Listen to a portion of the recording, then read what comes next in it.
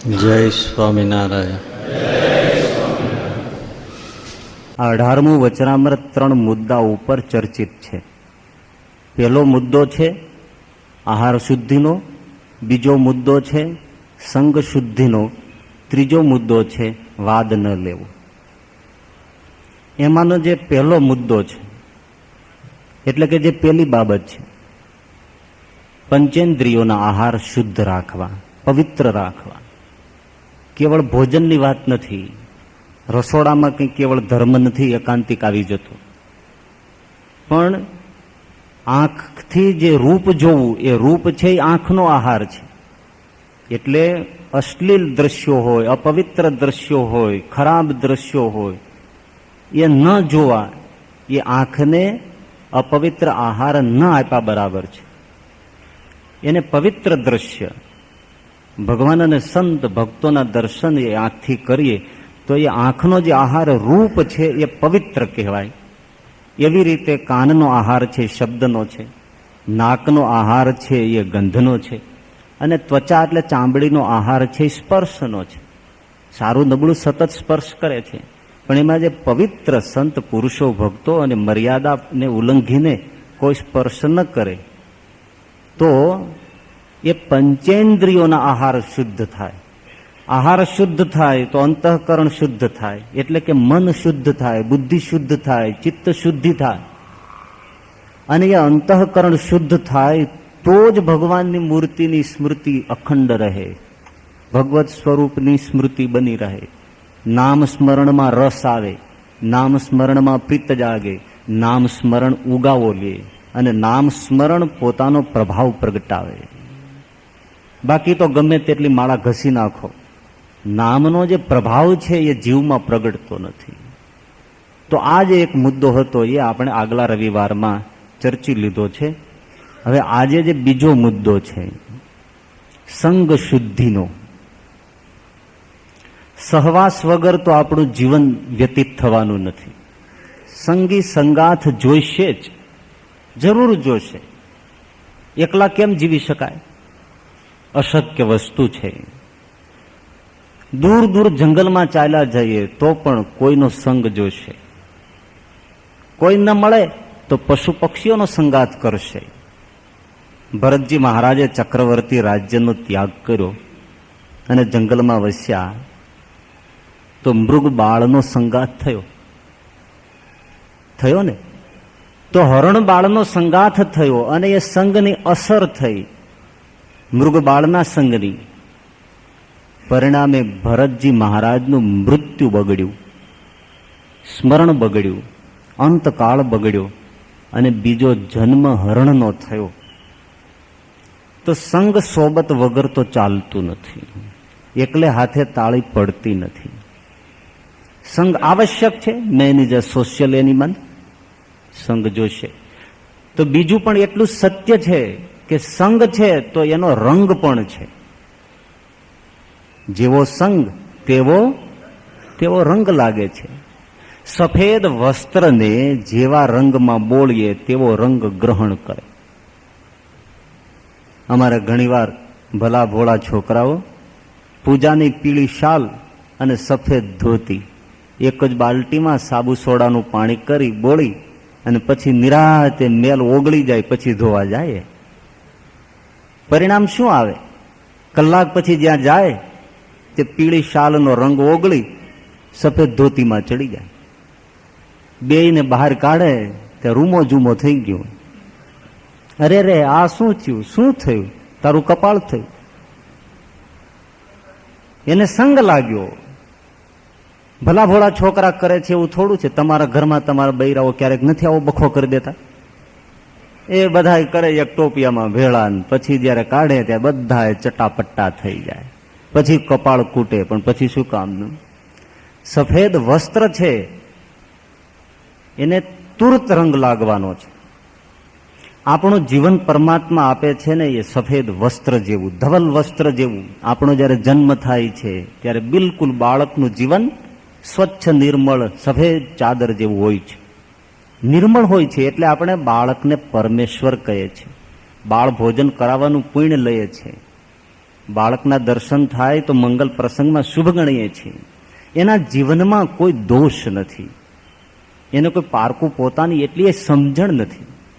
એવું નિર્મળ સ્વચ્છ વસ્ત્ર જન્મતાની વખતે આપણું જીવન રૂપી હોય, પરંતુ એ જે જીવનની ચાદર છે એ બાળક તુરંત જ્યાં જન્મ્યું છે, જે દેશમાં, જે સમાજમાં, જે સંસ્કૃતિમાં, જે કુટુંબમાં, જે માતા પિતાને, ત્યાં તુરંત જ એનો રંગ ચડવાનું શરૂ થઈ જાય છે. આપણી વાત ચાલી રહી છે સંગ ઉપર, તો તુરંત જ એ સફેદ વસ્ત્રો ઉપર રંગ ચડવા માંડ્યા છે.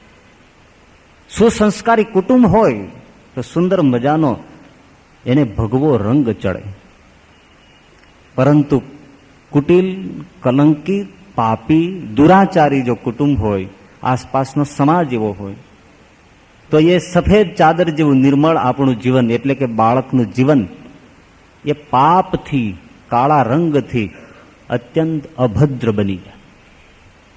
રંગ ચડતો જ જાય છે, અવશ્ય છે, અને જિંદગીભર છૂટવા ઘણીવાર બહુ મુશ્કેલ બની જાય છે.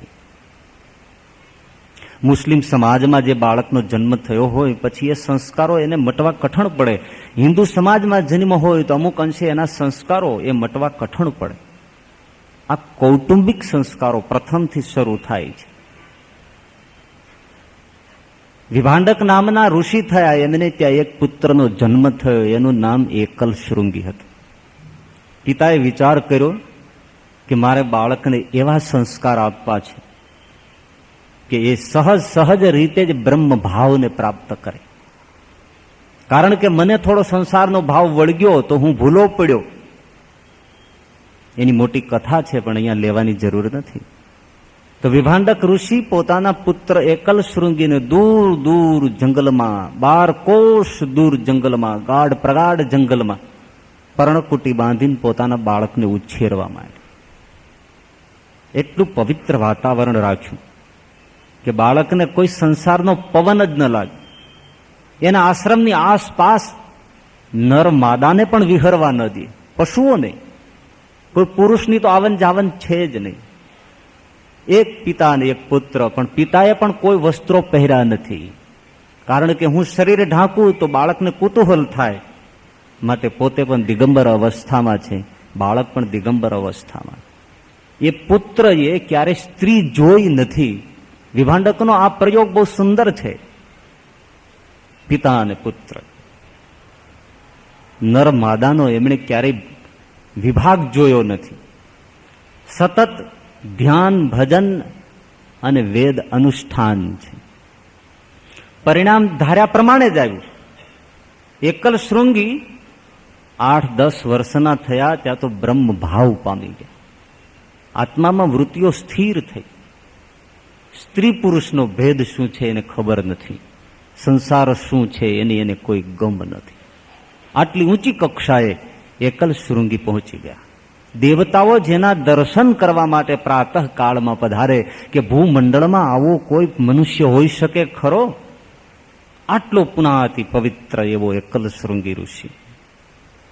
જો કેવો રંગ ચડ્યો, શ્વેત ચાદર, ભક્તિ ને બ્રહ્મ ભાવનો રંગ ચડ્યો. પણ બન્યું શું? રોમપાદ રાજાની નગરીમાં 12 વર્ષથી વરસાદ નથી. મહાન જ્યોતિષીઓ, પંડિતો, વિદ્વાનોની પૃચ્છા કરી કે આપણી નગરીમાં વરસાદ કેમ નથી. વિદ્વાન બ્રાહ્મણોએ જણાવ્યું કે મહારાજ, 12 વર્ષ પહેલા તમે તમારા રાજ્યમાં બ્રાહ્મણોને અપમાનિત કરીને કાઢી મૂક્યા છે, તો એનું દુભાયેલા અંતરનો શાપ લાગ્યો છે, માટે વરસાદ તો નહીં જ થાય. હવે એનું કારણ દૂર કેમ કરવું? તો કે એવો કોઈ પવિત્ર પુરુષ જો તમારી નગરીમાં પગલા માંડે તો અનરાધાર વૃષ્ટિ તૂટી પડે. તો પૂછવામાં આવ્યું કે એવો પુરુષ કોણ છે, એવો ઋષિ કોણ છે? ત્યારે એકે કહ્યું કે મહારાજ, એવા ઋષિ તો વિભાંડકના પુત્ર એકલ શૃંગી મહારાજ છે. પણ એ તમારી નગરીમાં આવે એ અસંભવ છે, કારણ કે એના પિતા વિભાંડક કાળ બનીને એની રક્ષા કરે છે. દેવી સાથે દેવતાઓ પણ એના પ્રાંગણમાં પ્રવેશ પામતા નથી. આહા, તો એને લાવવા કેમ? તાસકની અંદર બીડું મૂકવામાં આવ્યું અને કચેરીમાં એ બીડું ફરે છે, કોઈ એને લઈ શકતું નથી. પાન બીડું મૂકાતું અને એને ઓફરને જે ગ્રહણ કરે એ મોઢામાં પાનબીડું ચાવી જાય, એને એ સ્વીકાર કર્યો કહેવાય એ ચેલેન્જને. એક વૈશ્યા ઊભી થઈ અને વૈશ્યાએ એ બીડું ઝડપ્યું. હું વિભાંડક પુત્ર એકલ શૃંગીને આપના રાજ્યમાં લાવી શકીશ. અને હકીકત છે, વૈશ્યાએ ઘણી સુવિધાઓ માગી. વિભાંડક ઋષિ ક્યારે આશ્રમમાં હાજર હોતા નથી એની સ્પષ્ટ ગણતરી કરી. એકલા એકલ શૃંગીને જોયા અને વૈશ્યાએ આશ્રમમાં પ્રવેશ કર્યો. આજ પ્રથમવાર વિભાંડકના આશ્રમમાં મહિલાનો પ્રવેશ થયો છે. એકલ શૃંગી તો ઋષિ જાણે છે કે મોટી મોટી જટાઓ છે, આવા ઋષિ તો કોઈ દિવસ જોયા નથી. અતિ તપસ્વી છે, તેજસ્વી છે, આવી કાંતિ કોઈ દિવસ જોઈ નથી. આ તો તપનું તેજ છે, કારણ કે એને ખબર નથી કોણ છે. આગતા સ્વાગતા કરી અને એમ ઋષિ સમજીને એને બથ ભરીને એમને ભેટી પડ્યા છે. એકલ શૃંગી વૈશ્યાએ પોતાનો પૂરો પ્રભાવ જમાયો, પોતાના હાથે એમને ભોજન કરાવ્યું છે અને વૈશ્યાના સંસ્કાર લાગ્યા છે. હવે જુઓ કે વૈશ્યાનો સંગ થયો તો અત્યારે બ્રહ્મ ભાવમાં વર્તતા એકલ શૃંગી બિલકુલ સંસારના ભાવમાં ધીમે ધીમે તણાયા. રોમપાદ રાજાની નગરીમાં ગયા. પવિત્ર તપસ્યા હતી તો જરૂર વર્ષા થઈ, નગરીમાં આનંદ ઉલ્લાસ થયો, પણ એકલ શૃંગી બિલકુલ સંસારના ભાવે રંગાઈ ગયા. કાંતા નામની કન્યા સાથે વિવાહ થયો અને પુત્ર પ્રજોત્પત્તિ પણ થઈ. જેને સ્ત્રી પુરુષનું ભાન નહોતું, બ્રહ્મ ભાવમાં હતા, કેવા સંસારી થયા. તો જે ચાદરને ભગવો રંગ લાગી ગયો હતો, બ્રહ્મનો રંગ લાગી ગયો હતો, એ જ ચાદરને પાછો જુઓ કાળો કલુચ સંસારનો રંગ લાગ્યો. આવું આપણું જીવન છે. એટલે ભાઈઓ આપણે બધાએ, મારે તમારે પળ પળ જો સમજીને ડગલા માંડવાના હોય તો આ સંગમાં છે. સંગ દોષ થતા ગમે તેવી ભક્તિ હોય, ગમે તેવા સંસ્કાર હોય, એના ઉપર કાળા પાણી ચડી જાય છે. આ બને છે. પોપટના બે બચ્ચા એક વ્યક્તિની પાસે આવ્યા. એને બહુ પ્યારા હતા, પરંતુ આર્થિક સમસ્યા એવી થઈ કે એને વેચવા પડે એવું થયું. વેચવા માટે બજારમાં ગયો તો એક પોપટનું બચ્ચું એક કસાઈએ લઈ લીધું અને બીજું બચ્ચું હતું એ એક ભૂદેવ પંડિત બ્રાહ્મણે ખરીદ કર્યું. દિવસો પર દિવસો ગયા, પણ આ ગૃહસ્થને એ પોપટના બચ્ચા ઉપર બહુ પ્રેમ હતો. એકાદ મહિના પછી પોતાને એમ થયું કે મારા જે આપેલા બચ્ચાઓ છે હું એને એકવાર નજર ભરીને નિરખું તો ખરો. પ્રથમ એ કસાઈને ઘેર ગયો છે પોતાના પ્યારા મનગમતા પોપટના બચ્ચાને જોવા માટે. પણ જેવો કસાઈના આંગણામાં પ્રવેશ કર્યો તો શું થયું, એ પોપટનું બચ્ચું એકદમ ગાળો દેવા માંડ્યું. કેવી ગાળો! આહા, જોખ્યા વગરથી, જે આપણે સાંભળી પણ ન હોય. પેલો બ્રાહ્મણ કે હાય હાય હાય, આ શું? સ્વાગત તો દૂર રહ્યું, પણ કાનમાં કીડા પડે એવી ગાળો. આ મારો પોપટ બોલે. બહાર નીકળી ગયું. પંડિતને ત્યાં વેચેલું, બ્રાહ્મણને ત્યાં ગયેલું એ પોપટનું બચ્ચું જોવા ગયો. જેવો આંગણામાં પગ મૂક્યો ત્યાં તો વેદની રૂચાઓ સ્ફુરી. પોપટનું બચ્ચું બોલે છે, સુસ્વાગતમ. તમે કયો છે ને વેલકમ. સ્વાગતના મંત્રો બોલ્યા, વેદ મંત્રો બોલાય. પેલો ખુશ થઈ ગયો. આહા! પણ આ તફાવત સાથી પડ્યો સતતના સંગથી. કસાઈના ઘેર સતત ગાળો જ બોલાય છે, અપશબ્દો જ બોલાય છે. તો પોપટ એવું પ્રાણી છે કે જે બોલાય છે એને અનુસરે છે, એને ગ્રહણ કરે છે. જે શીખાવો તો એ શીખે છે, જે સાંભળે છે એને શીખી જાય છે. અને બ્રાહ્મણને ત્યાં જે પોપટનું બચ્ચું હતું એમણે તો સતત વેદ ધ્વનિ, સ્વાગત મંત્રો, આગતા સ્વાગતા એવા નિર્મળ સંગના શબ્દો છે એને ગ્રહણ થયા છે. એટલે પોપટનું બચ્ચું સંસ્કારી થયું, પેલું કુસંસ્કારી થયું. આવું જ બાળકનું જીવન છે. તમારા બાળકો છે ને બિલકુલ પોપટના જેવા નિર્દોષ ભદ્ર એ બચ્ચા છે. આજે અભ્યાસને બહાને, દ્રવ્યના લોભને બહાને તમે એવી એવી સ્કૂલોમાં મીડિયમ ઇંગ્લિશને બહાને તમારા પોપટ જેવા મૃદુ બાળકો એને ક્યાં ભણવા મોકલો છો? તમે તો અભ્યાસને નજરમાં કદાચ રાખો છો. પૈસાને નજરમાં રાખો છો. મીડિયમ ઇંગ્લિશને લીધે તમે ઈસાઈ મિશનરી સ્કૂલોમાં તમારા કોમળ બચ્ચાઓને મૂકો છો, એવી કેજી સ્કૂલોમાં મૂકો છો, તો એ બાળકનું જીવતર બગડશે નહીં? એ ભારતીય સંસ્કૃતિના રહે છે કોઈ? એને રામ કોણ છે, સીતા કોણ છે એ ખબર છે? હા, એને ખબર છે. એની પશ્ચિમી જગતના એ મધર ટેરેસાને ઓળખે, એ ઈસુ ખ્રિસ્તને ઓળખે, પશ્ચિમી દુનિયાને ઓળખે, પણ આપણી ભારતીય સંસ્કૃતિનું શું?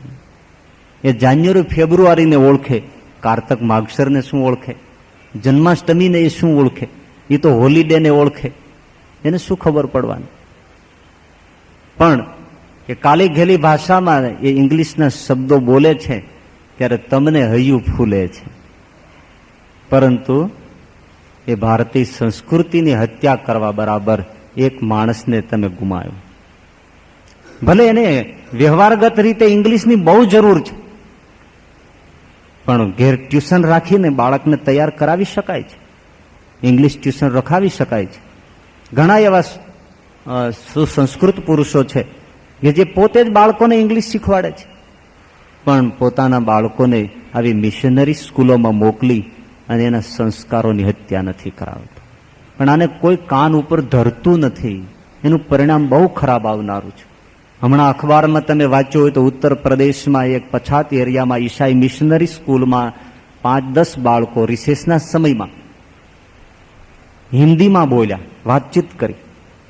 હિન્દી તો એમની એ ભાષા છે, એ પ્રાદેશિક ભાષા છે એમની, પણ એ સ્કૂલના શિક્ષકે એ બાળકોને ભેળા કરી મારીને તોડી નાખ્યા. અહીંયા તમારાથી હિન્દી બોલાય જ કેમ? Don't speak without English. English સિવાય બોલવાનું નથી. લો, આજે આપણે આપણી દેશની ભાષા પણ ન બોલી શકીએ એટલી હદે પરતંત્ર થવાને માર્ગે છીએ.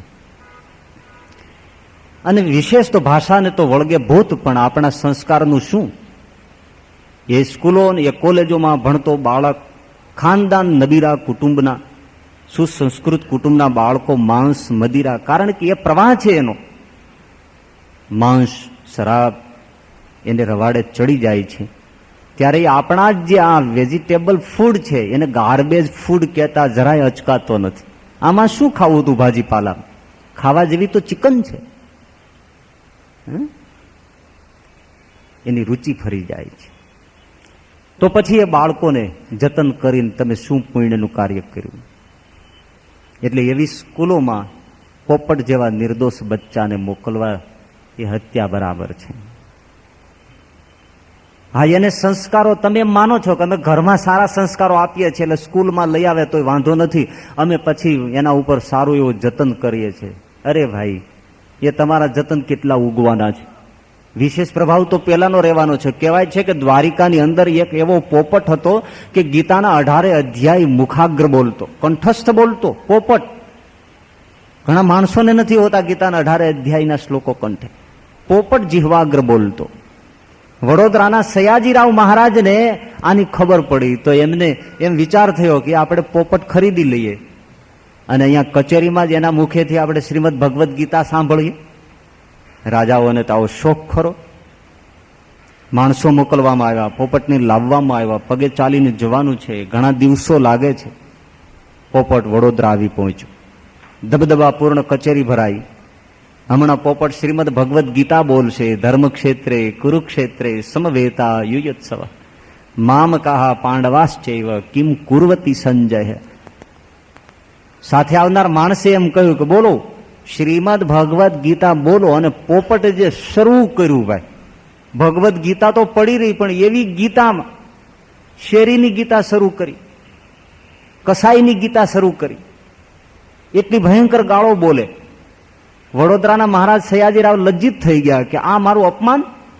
જે પોપટને માટે મેં આટલી મુશ્કેલી સહન કરી, દ્રવ્ય આપ્યું, આટલી એની માટે મેં જાહેરાતો કરીને લોક સમુદાયને ભેળો કર્યો ને એની હાજરીમાં મારું અપમાન.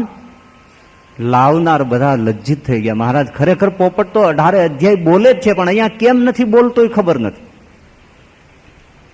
એક ડાયો વિદ્વાન પંડિત હતો, એમણે કીધું મહારાજ પોપટ જરૂર ગીતા બોલશે, પણ થોડું તમારે ખમવું પડશે.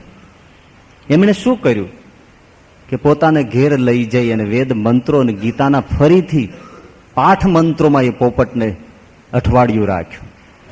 પરિસ્થિતિ એ સર્જાયેલી કે રસ્તામાં આવતા જે સમય લાગ્યો એમાં જે લઈને આવનારા માણસો હતા એમણે જે સારે રસ્તે જે પ્રયોગો કર્યા એ પોપટે યાદ રાખ્યા. ગીતા ભૂલાઈ ગઈ અને આ ગાલી ગલોચની ગીતા એને કંઠે થઈ ગઈ. હવે તમારે આવી રીતે સંસ્કારો આપવા છે. એ સંસ્કારો કોના ઉગવાના છે? તમારી ગીતા દબાઈ જવાની છે અને એવી સ્કૂલોના એવા સંસ્કારના કેન્દ્રો ગણો છો એના સંસ્કારો એને મોઢે આવવાના છે. ફરીથી ગીતાના વાતાવરણમાં એ પોપટનું બચ્ચું રહ્યું અને પછી સુંદર મજાના શ્રીમદ ભગવદ્ ગીતાના એ શ્લોક બોલતો થયો. એટલે જ્યારથી જાગ્યા ત્યારથી સવાર, નાના બાળકો હોઈએ કે આપણે હોઈએ, આપણું જીવનને જો સંસ્કારી કરવું હોય અને સુખી કરવું હોય તો હંમેશા કુસંગ છે એને ફેંકી દેવાની જરૂર છે. અને એક જ વસ્તુ જીવનને સંસ્કારી કરવું હોય તો એક જ સાદી સીધી વાત કે સુસંસ્કારી જે સજ્જન અને સંત પુરુષો છે એની વચ્ચે એના સહવાસમાં આપણી જાતને ગોઠવી દેવી. આપોઆપ 80% કાર્ય જીવનનું એમ જ પૂરું થઈ જાય. સંગમાં, સોબતમાં, બીજા આચારો તો પછી, પણ એવા સાધુ પુરુષોના, સજ્જન પુરુષોના સંગમાં જો આપણી જાત ગોઠવાઈ જાય તો આપોઆપ ધર્મના સંસ્કારો, આપોઆપ સુંદર જીવનના નિર્મળ સંસ્કારો પ્રગટ થઈ જાય. આ સહવાસની અસર છે. અને કરો અખતરો, સારાની વચ્ચે જો જાતને ગોઠવો તો સારું ઉગી જાય. તમારા ઘેર સાધુ પુરુષોની અવર જવર રહે, પૂજા પાઠ ધ્યાન આદિ કથા પ્રવચન થતા રહે તો બાળકોમાં એવા સંસ્કાર આવે. અને અખતરા પૂરતું કરી જુઓ કે ગુંડાઓને, રાજકારણીઓને, એવાને બધા લફંગાઓને લાવો, આપો ભોજન પાર્ટીઓને, પછી જુઓ તમારા છોકરાના સંસ્કાર. સાધુ સંતો સજ્જનો આવતા રહેશે તો બાળકોમાં એવા સંસ્કાર આવશે.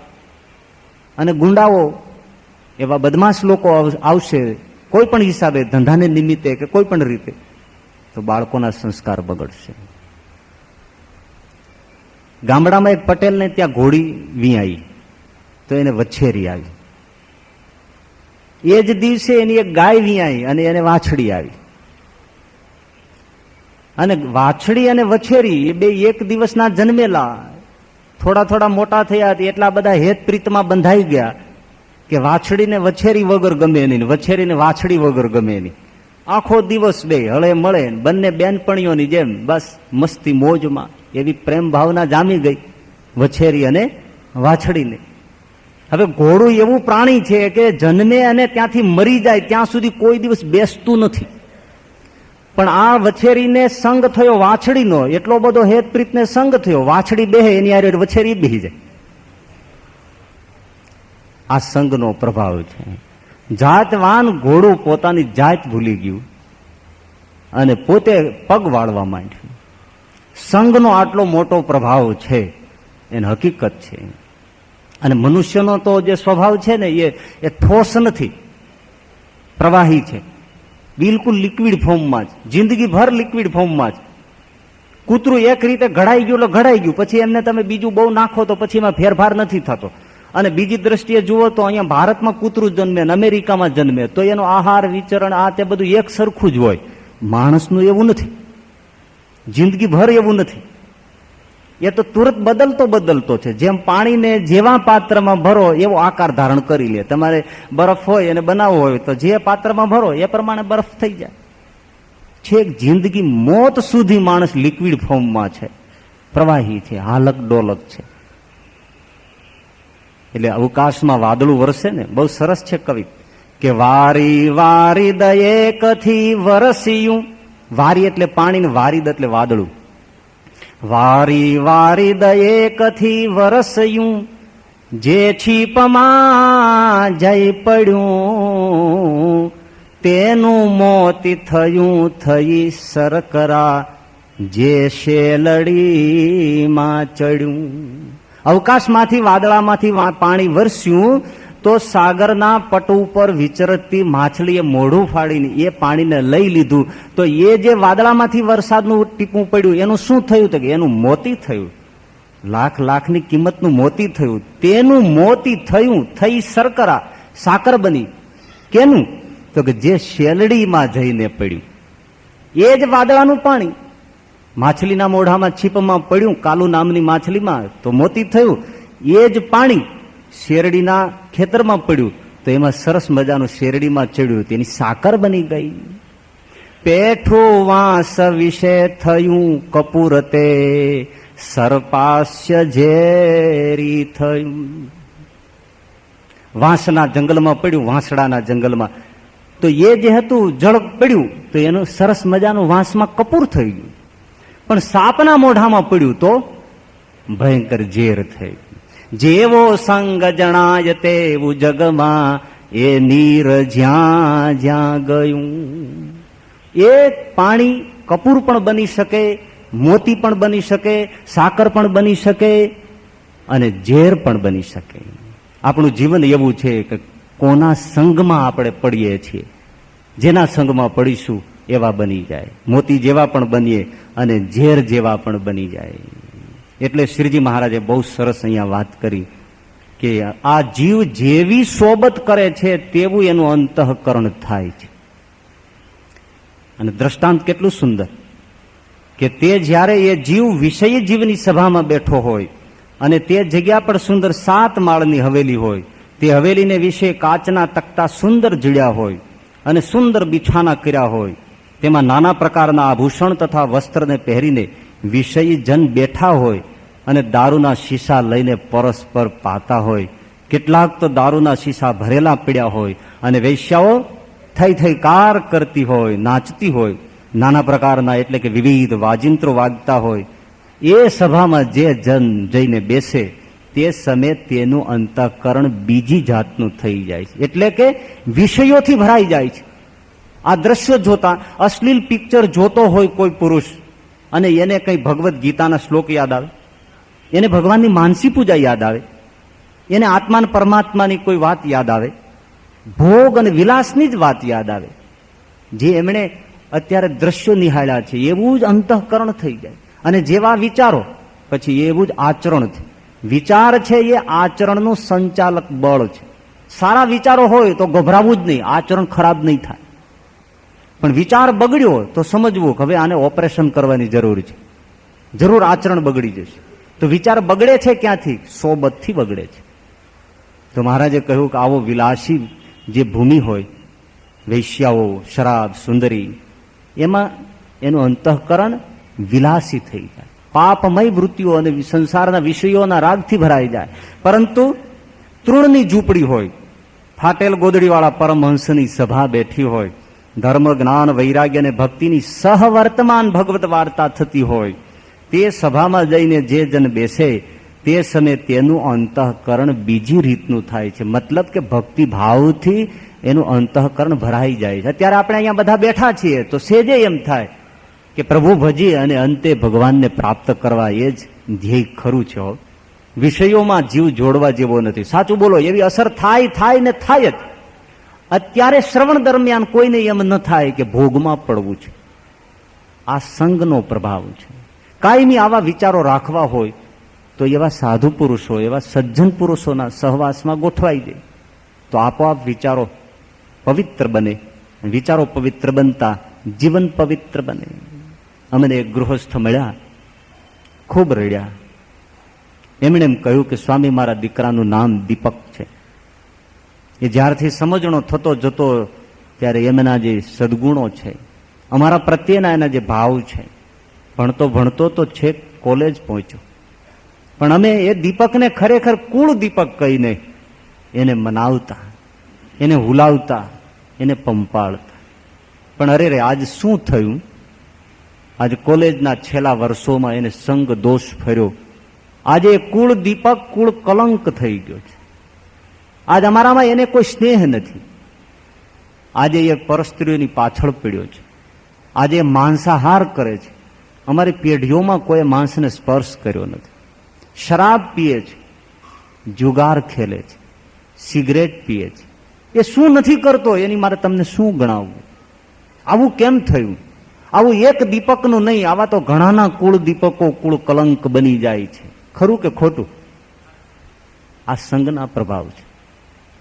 એટલે આજે બહાર જનારા યુવાનો એને ખૂબ જાળવવા જેવું છે. કારણ કે જેને ભાઈબંધો ગણો છો એ ભાઈબંધો એ ભૂતની ટોળી છે. ભાઈબંધો છે એ ભૂતની ટોળી છે.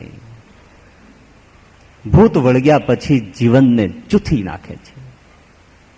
કોણ પાછા વાળે? એટલે ભાઈઓ, ભૂતની ટોળી એ આપણા જ મિત્રો છે. એવા મિત્રોના સહવાસમાં મહેરબાની કરીને જીવવું જોઈએ કે આપણું જીવન ધમરોળાઈ ન જાય, કે જ્યાંથી પાછું ન વળી શકાય. આ શબ્દો સાદા લાગે છે પણ અતિશય ગંભીરપણે ધારવા જેવા છે. આપણે કાઠિયાવાડી કહેવત કહેવાય છે કે શિયાળના ચૂસેલામાં રસ ન હોય, પતી ગયું. શેરડીનો વાડ હોય ને, પછી એને શિયાળિયાઓ ચૂસે, મીઠી લાગે ને, પણ જે શેરડીના સાઠાને શિયાળિયા બચકું ભર્યું ખલાસ, પછી એમાં આશા નહીં રાખવાની કે એમાં રસનું એક ટીપું નીકળે. એક જ બચકું મારી લીધું, એ શેરડીના સાઠામાંથી રસ ખલાસ થઈ ગયા, પછી એમાં ન મળે. એમ આજે કોલેજના વાતાવરણના, ભાઈબંધોના વાતાવરણમાં, વિલાસી યુવાનોના વાતાવરણમાં કાલ રાત્રે 1:15 વાગે મારી ઊંઘ ઉઠી. હું ખુલ્લી અવકાશમાં થોડું ફરતો હતો. એ જ વખતે ડ્રાઇવિંગનો શો છૂટ્યો અને રોડ ઉપર મારુતિ કારમાં જે છોકરાઓ અને છોકરીઓ જતા હતા, ફૂલ સાઉન્ડમાં મૂકેલા સ્ટીરિયો ગાડીમાં ધમધમ એને વાગે, અને એવી ભયંકર કિકિયારીઓ જેને ખબર જ નથી કે અમે શું કરીએ છીએ, કયા દેશમાં છીએ, અમારા માતા પિતા કોણ છે, શું કમાય છે લોકો. અમૃત અને ચિંતામણી જેવું મનુષ્ય જીવન એ બરબાદ કરે છે. એટલે શિયાળના ચૂસેલામાં પછી રસ નથી. ભલે તમારા છોકરાઓ ખૂબ ભણે અને સારા પોસ્ટ ઉપર જાય, તો કોને ન ગમે? તમે મોટી પોસ્ટ ને શોભાવો, કોણ ના પાડે છે? પણ માતા પિતાના વચનો એને ધારવા જોઈએ, નહીતર જો સંગ દોષ ફર્યો તો ખલાસ. પણ એક બીજી વાત પણ એવી છે કે આજના માતા પિતાઓ બાળકને પોતાની પાસે બાળકને બેસાડીને મિત્રભાવથી ક્યારેય એની સાથે ચર્ચા કરતા નથી. એને જોઈએ બધું આપી દે છે, પણ પોતાનું બાળક એક મિત્ર બની માતા પિતાને મળ્યા વગર ન રહી શકે એવી દોસ્તી તમે કેળવી છે ખરી, તો જરૂર એ સંગ દોષમાં ખેંચાઈ જાય છે. બાળકને વસ્તુઓ આપી દેવાથી એનું ઘડતર નથી થતું, એને તો તમારે મિત્રનો પ્રેમ આપવો પડે છે. પણ એ ગ્રહસ્થોને બહુ ઓછી ખબર હોય છે. તો ગુણાતીતાનંદ સ્વામીએ પણ કહ્યું છે કે સારાનો સંગ મળે તો જરૂર કરવો, પણ ઉતરતાનો સંગ તો કરવો જ નહીં. બહેતર છે એકલા રખડીને મરી જવું, પણ ઉતરતાનો સંગ ન કરવો. એક દ્રષ્ટાંત બહુ સરસ સ્વામીએ આપ્યું છે.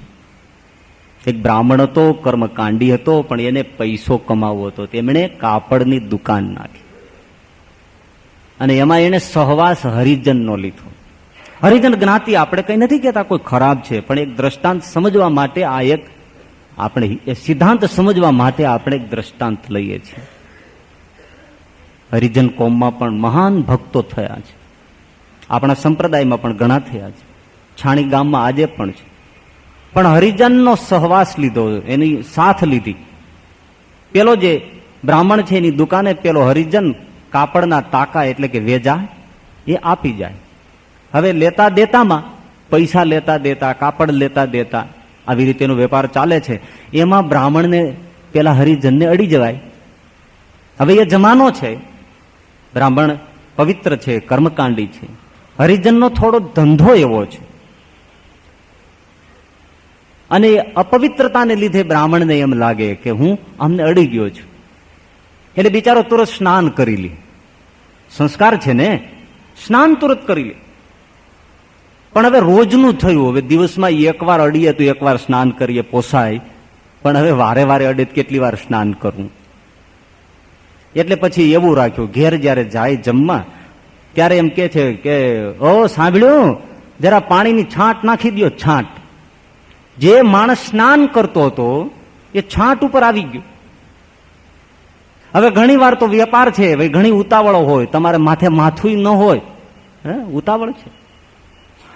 એક જણાને પ્રવચન આપવાનો વ્યવસાય હતો, એકદમ સમય થઈ ગયો, ઘરેથી ભાગ્યો, પ્રવચન ઉપર હોલ ઉપર પહોંચી ગયો, ઓન ધ ટાઈમ પહોંચ્યો, તાત્કાલિક માઇક્રોફોન ઉપર આવી ગયો, પ્રવચન શરૂ કર્યું. ગરમીની સિઝન, પંખા ચાલે નહીં, પરસેવો વળે એટલે પોતાના ખિસ્સામાંથી રૂમાલ કાઢીને પરસેવો લૂછે.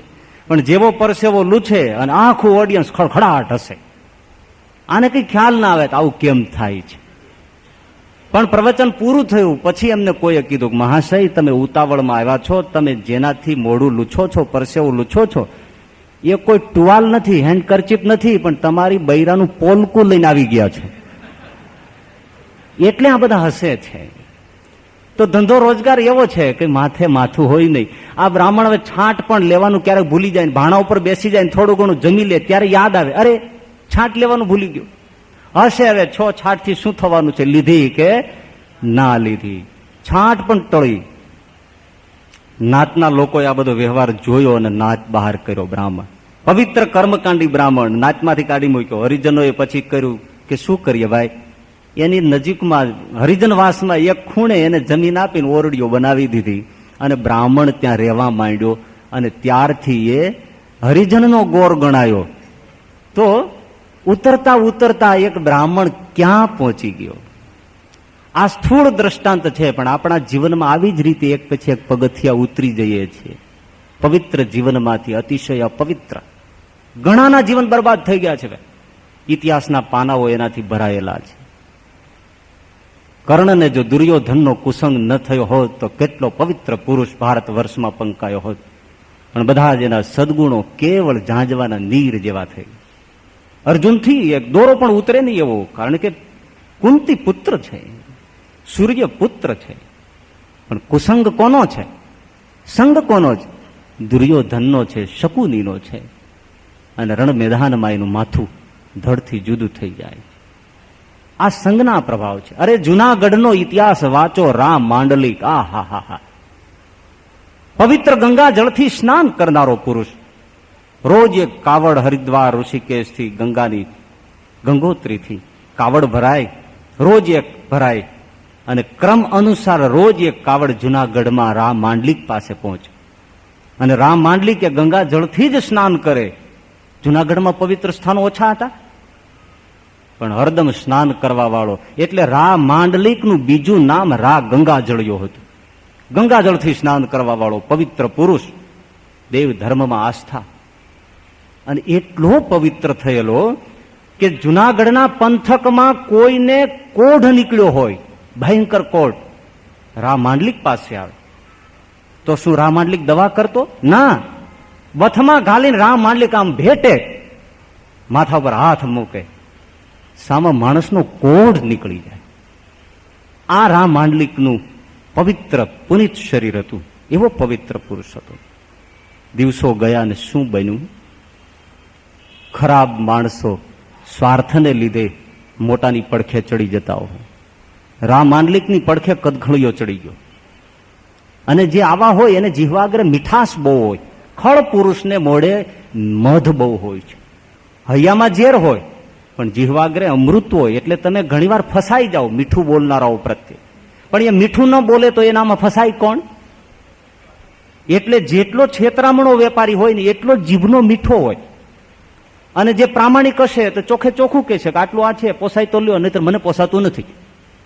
ઉલટાનો સામેથી એમ કહી દે, ભાઈ તમે 25 રૂપિયાની મીટરની વાત કરો છો, પણ 25 રૂપિયા મારા ઘરમાં પડે. તો ગ્રાહક એમ કે તો હું 25 રૂપિયા ઘેરેથી લઈ જાઉં. લે, એ ચોખ્ખું કહેશે, એ એટલો મીઠો નહીં હોય, પણ કુટિલ હશે, અતિશય મીઠો હોય. એવો કદખળિયો રા માંડલિકની બાજુમાં ચડી ગયો. ધીમે ધીમે ધીમે ધીમે રા ગંગા જળિયો, બીજાના કોડ મટાડી દેનારો. મહિલાઓ એને હાથ જોડીને માનતા માને તો મન માની તો કોડામણો વર મળે એવો રા ગંગા જળિયો. પણ ફરી ગયો સંગ. હાય હાય હાય. ધીમે ધીમે ધીમે ધીમે ધીમે કરતા વિચારો બદલ્યા. એક દિવસ કદખળિયાએ કીધું, મહારાજ, હા, તમે કોઈ દિવસ પૃથ્વી ઉપર મનુષ્ય રૂપમાં વિચરતી અપ્સરા જોઈ છે?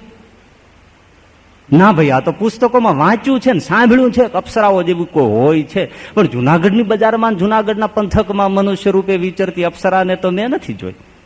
વાંચ્યું છે મીઠા મીઠા કેટલા એના વચનો છે, રંભા ઉર્વશી આવી બધી અપ્સરાઓ છે, એવું વાંચ્યું છે, પણ મહારાજ તમારે જોઈ છે? જેવો કદખળિયો ઉપડ્યો છે. સતી નાગબાઈ જે ચારણ છે એના નેહડામાં એક અપ્સરા વસે છે. ચારણ કન્યા છે, પણ રૂપ તો મહારાજ ઉર્વશીને રંભાને પણ મહાત કરી દે એવું છે. એમની આખી કાયા હોય, મૃગલાની આંખો પણ શરમાઈને લજ્જાઈ જાય એવું એનું રૂપ છે મહારાજ. રા માંડલિક, રા ગંગાજળિયો, ઓહો હશે. અરે મહારાજ ચાલો, હા ચાલો. વિકારે પકડી લીધો. જેને મહિલાઓ પોતાનો બાપ માનતી, અને રાજા તો બાપ જ ગણાય, એવો રા ગંગાજળિયો આજ ફર્યો. એ રા માંડલિક ફર્યો સાગરીતોની સાથે સતી નાગબાઈના નેહડે આવ્યો. જે વનમાં નિવાસ કરનારા છે, જેને રાજ પંચાયત સાથે લેવા દેવા નથી, પણ કામ છે એ ભયંકર છે. ગૌતમ ઋષિએ ઇન્દ્રનું શું બગાડ્યું હતું? એ ક્યાં એની પાસે કઈ ભિક્ષા માગવા જતો હતો, પણ ઇન્દ્ર એની ઝૂંપડીમાં ઘૂસ્યો. અને ઇન્દ્રને ઘેર ક્યાં સચી રાણી નહોતી, તે એક ઋષિ પત્ની ઉપર હાથ ઉપાડે, એના રૂપ ઉપર ક્રૂર દ્રષ્ટિ કરે અને બિચારી અહલ્યાનું જીવન ધમરોળી નાખે. રા માંડલિક આવ્યો છે, ખબર મળ્યા. આહા હા, સતી નાગબાઈને આનંદ થયો કે મારે નેહડે જુનાણાનો ધણી, એની પાસે જે કાંઈ પર્યંક પલંક જેવું હતું એ નાખી દીધું. સરસ મજાની રજાઈ ધડકી પાથરી દીધી. સતી નાગબાઈ સામે પણ ચારણ માતાજી જેના પંડમાં અંશો અવતરતો એવી જોગ માયા જેને કે છે ચારણો, એવી સતી નાગબાઈ રાને આવતો જોયો, ખુશ થઈ. એનું ઘણું સાંભળ્યું તું નહીં? વાહ, આ બાજુ ક્યાંક નીકળ્યા હશે, ભૂલા પડ્યા હશે, ભૂખ્યા તરસ્યા થયા છે. અમારા નેહડાને પવિત્ર રાજા તો ઈશ્વરનો અંશ છે, અન્નદાતા ગણાય છે, ગૌ બ્રાહ્મણ પ્રતિપાળ ગણાય છે, ખમ્મા ખમ્મા નેકી પુકારાય છે. પલંગ ઉપર બેસવા માટે સતી નાગબાઈ એને આમંત્રણ આપ્યું. રા માંડલિક બેઠો છે, સાગરીતો આજુબાજુ છે. હવે એક પ્રથા એવી હોય છે, ક્યારેક એવા પ્રસંગો હોય, હવે હોય કે કેમ ખબર નહીં, પણ ક્યારે એવા મંગળ પ્રસંગો હોય, ત્યારે એવા પ્રસંગે કોઈને વધાવવાના હોય, ત્યારે ઘરમાં જે નાની દીકરી હોય કે નાનું વહુ પાત્ર હોય એ વધાવે, વડીલો એને આગળ કરે. એટલે નાગબાઈએ એમ કીધું કે બેટા દીકરી, જુનાણાનો ધણી રાણ ગંગાજળિયો આપણે આંગણે આવ્યો છે, બેટા કંકાવટી કુમકુમ ચોખા લઈ અને રા માંડલિકને તું વધાવે. જેને નિરખવા, જેનો શિકાર કરવા તો રા માંડલિક આવ્યો હતો.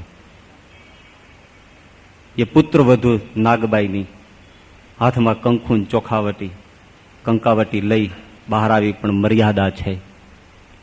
કેડ સુધીનો ઘૂમટો તાણ્યો છે. આછા ઘૂમટામાંથી રામ માંડલિકને વધાવવા માટે કંકાવટીમાં અંગૂઠો બોળ્યો. રામ માંડલિકના વધાવવા માટે જે હાથ બહાર કાઢ્યો, કપડામાંથી હાથ તો આવે, પેલા તો મર્યાદા હતી, નખનો અંગૂઠો પણ ન દેખાય, પણ જેવો એને વધાવવા માટે હાથ બહાર કાઢ્યો, હેમના દાંડિયા જેવો હાથ જોયો, રૂપની અણસાર આવી. રામ માંડલિક કંઈક વિકૃત થયો અને એને વધામણાને ઇનકાર કરીને પેલી બાજુ મોઢું ફેરવી લીધું. એટલે આ પુત્ર વધુને એમ થયું, ચારણ કન્યાને, કે આ બાજુ ચોઘડિયું નહીં હોય, આ બાજુ મુહૂર્ત નહીં હોય, એટલે રામ માંડલિક એ બાજુ બેસે છે. એટલે એ બિચારી દીકરી એ બાજુ ગઈ. એ બાજુ જઈને જ્યાં કંકુમ ચોખા ચોડવા ગઈ, ત્યાં રામ માંડલિક પેલી બાજુ ફરી ગયો. એટલે વળી પાછી દીકરી એ તરફ ગઈ, જ્યાં વધાવા ગઈ, રામ માંડલિક આ બાજુ મોઢું કરી ગયો. વળી દીકરી પાછી આ બાજુ આવી તો રામ માંડલિક આ બાજુ થયો. ચારે દિશાઓ પૂરી થઈ. પછી તો શું હોય? એટલે દીકરીએ ત્યાંથી, એટલે કે એ પુત્ર વધુએ કીધું, નેહડામાં પાછી કંઈક લેવા માટે નાગબાઈ ગઈ હશે. એટલે દીકરીએ બૂમ પાડી કે માં, તો કે હા, રા ફરતો સા, એની ભાષા છે, રા ફરે છે, ફરતો તો ને, રા ફરતો સા. પણ સતી નાગબાઈ તો જોગમાયા છે. એમણે કીધું દીકરી અંદર આવી જા, રા નથી ફરતો, રાનો દી ફરતો સા. રા નથી ફરતો, હવે રાનો દી ફરે છે, તું અંદર આવી જા.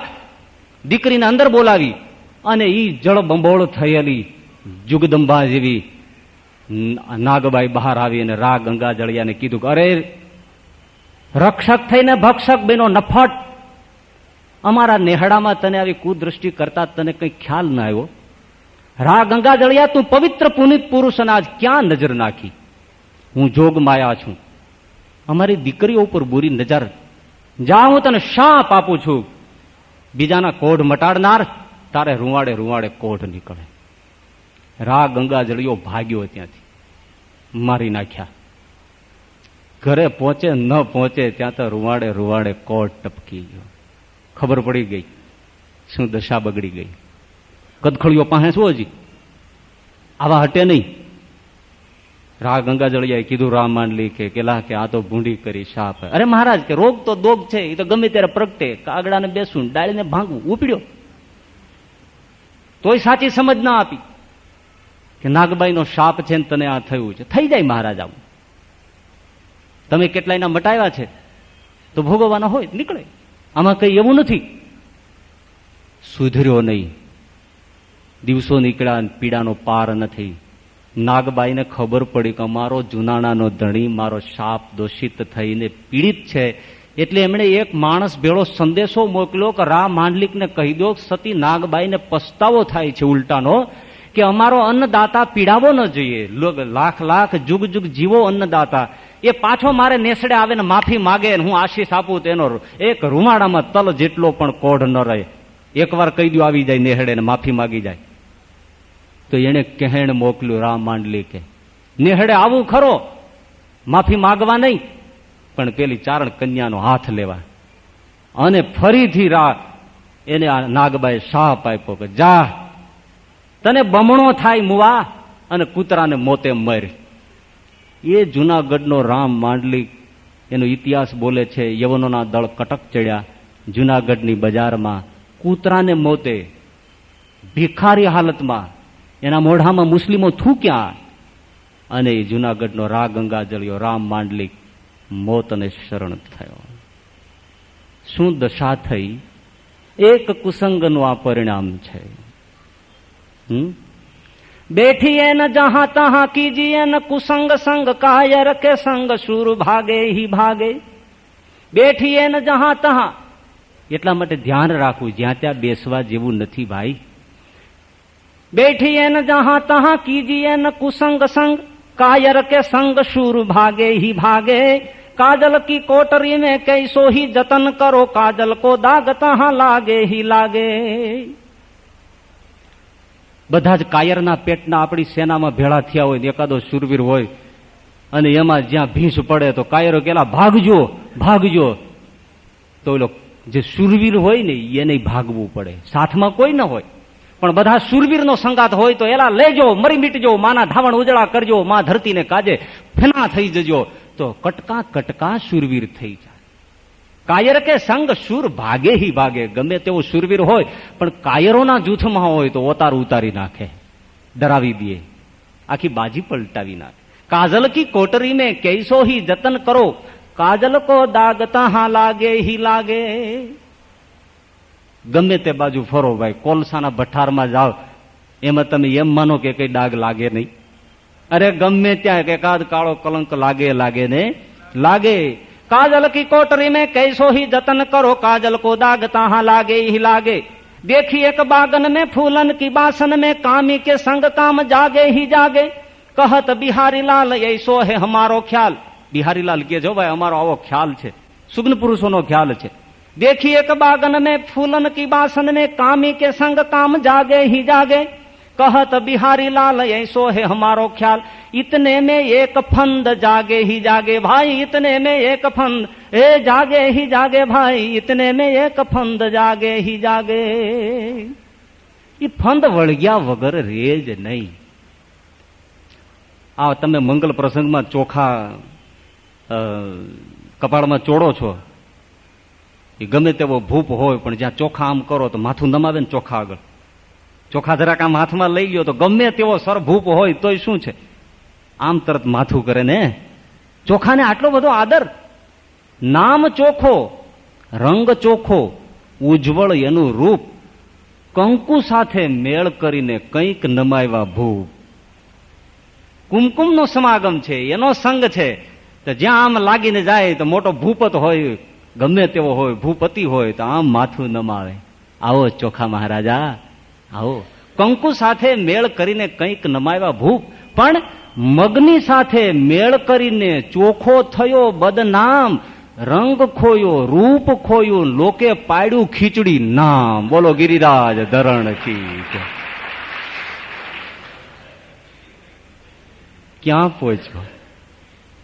આ દશા છે આપણી. ચોખાનું પુરુષાર્થન નીકળી ગયું અને બાઈ માણસના સંગે હાવ ખીચડી થઈ ગયો.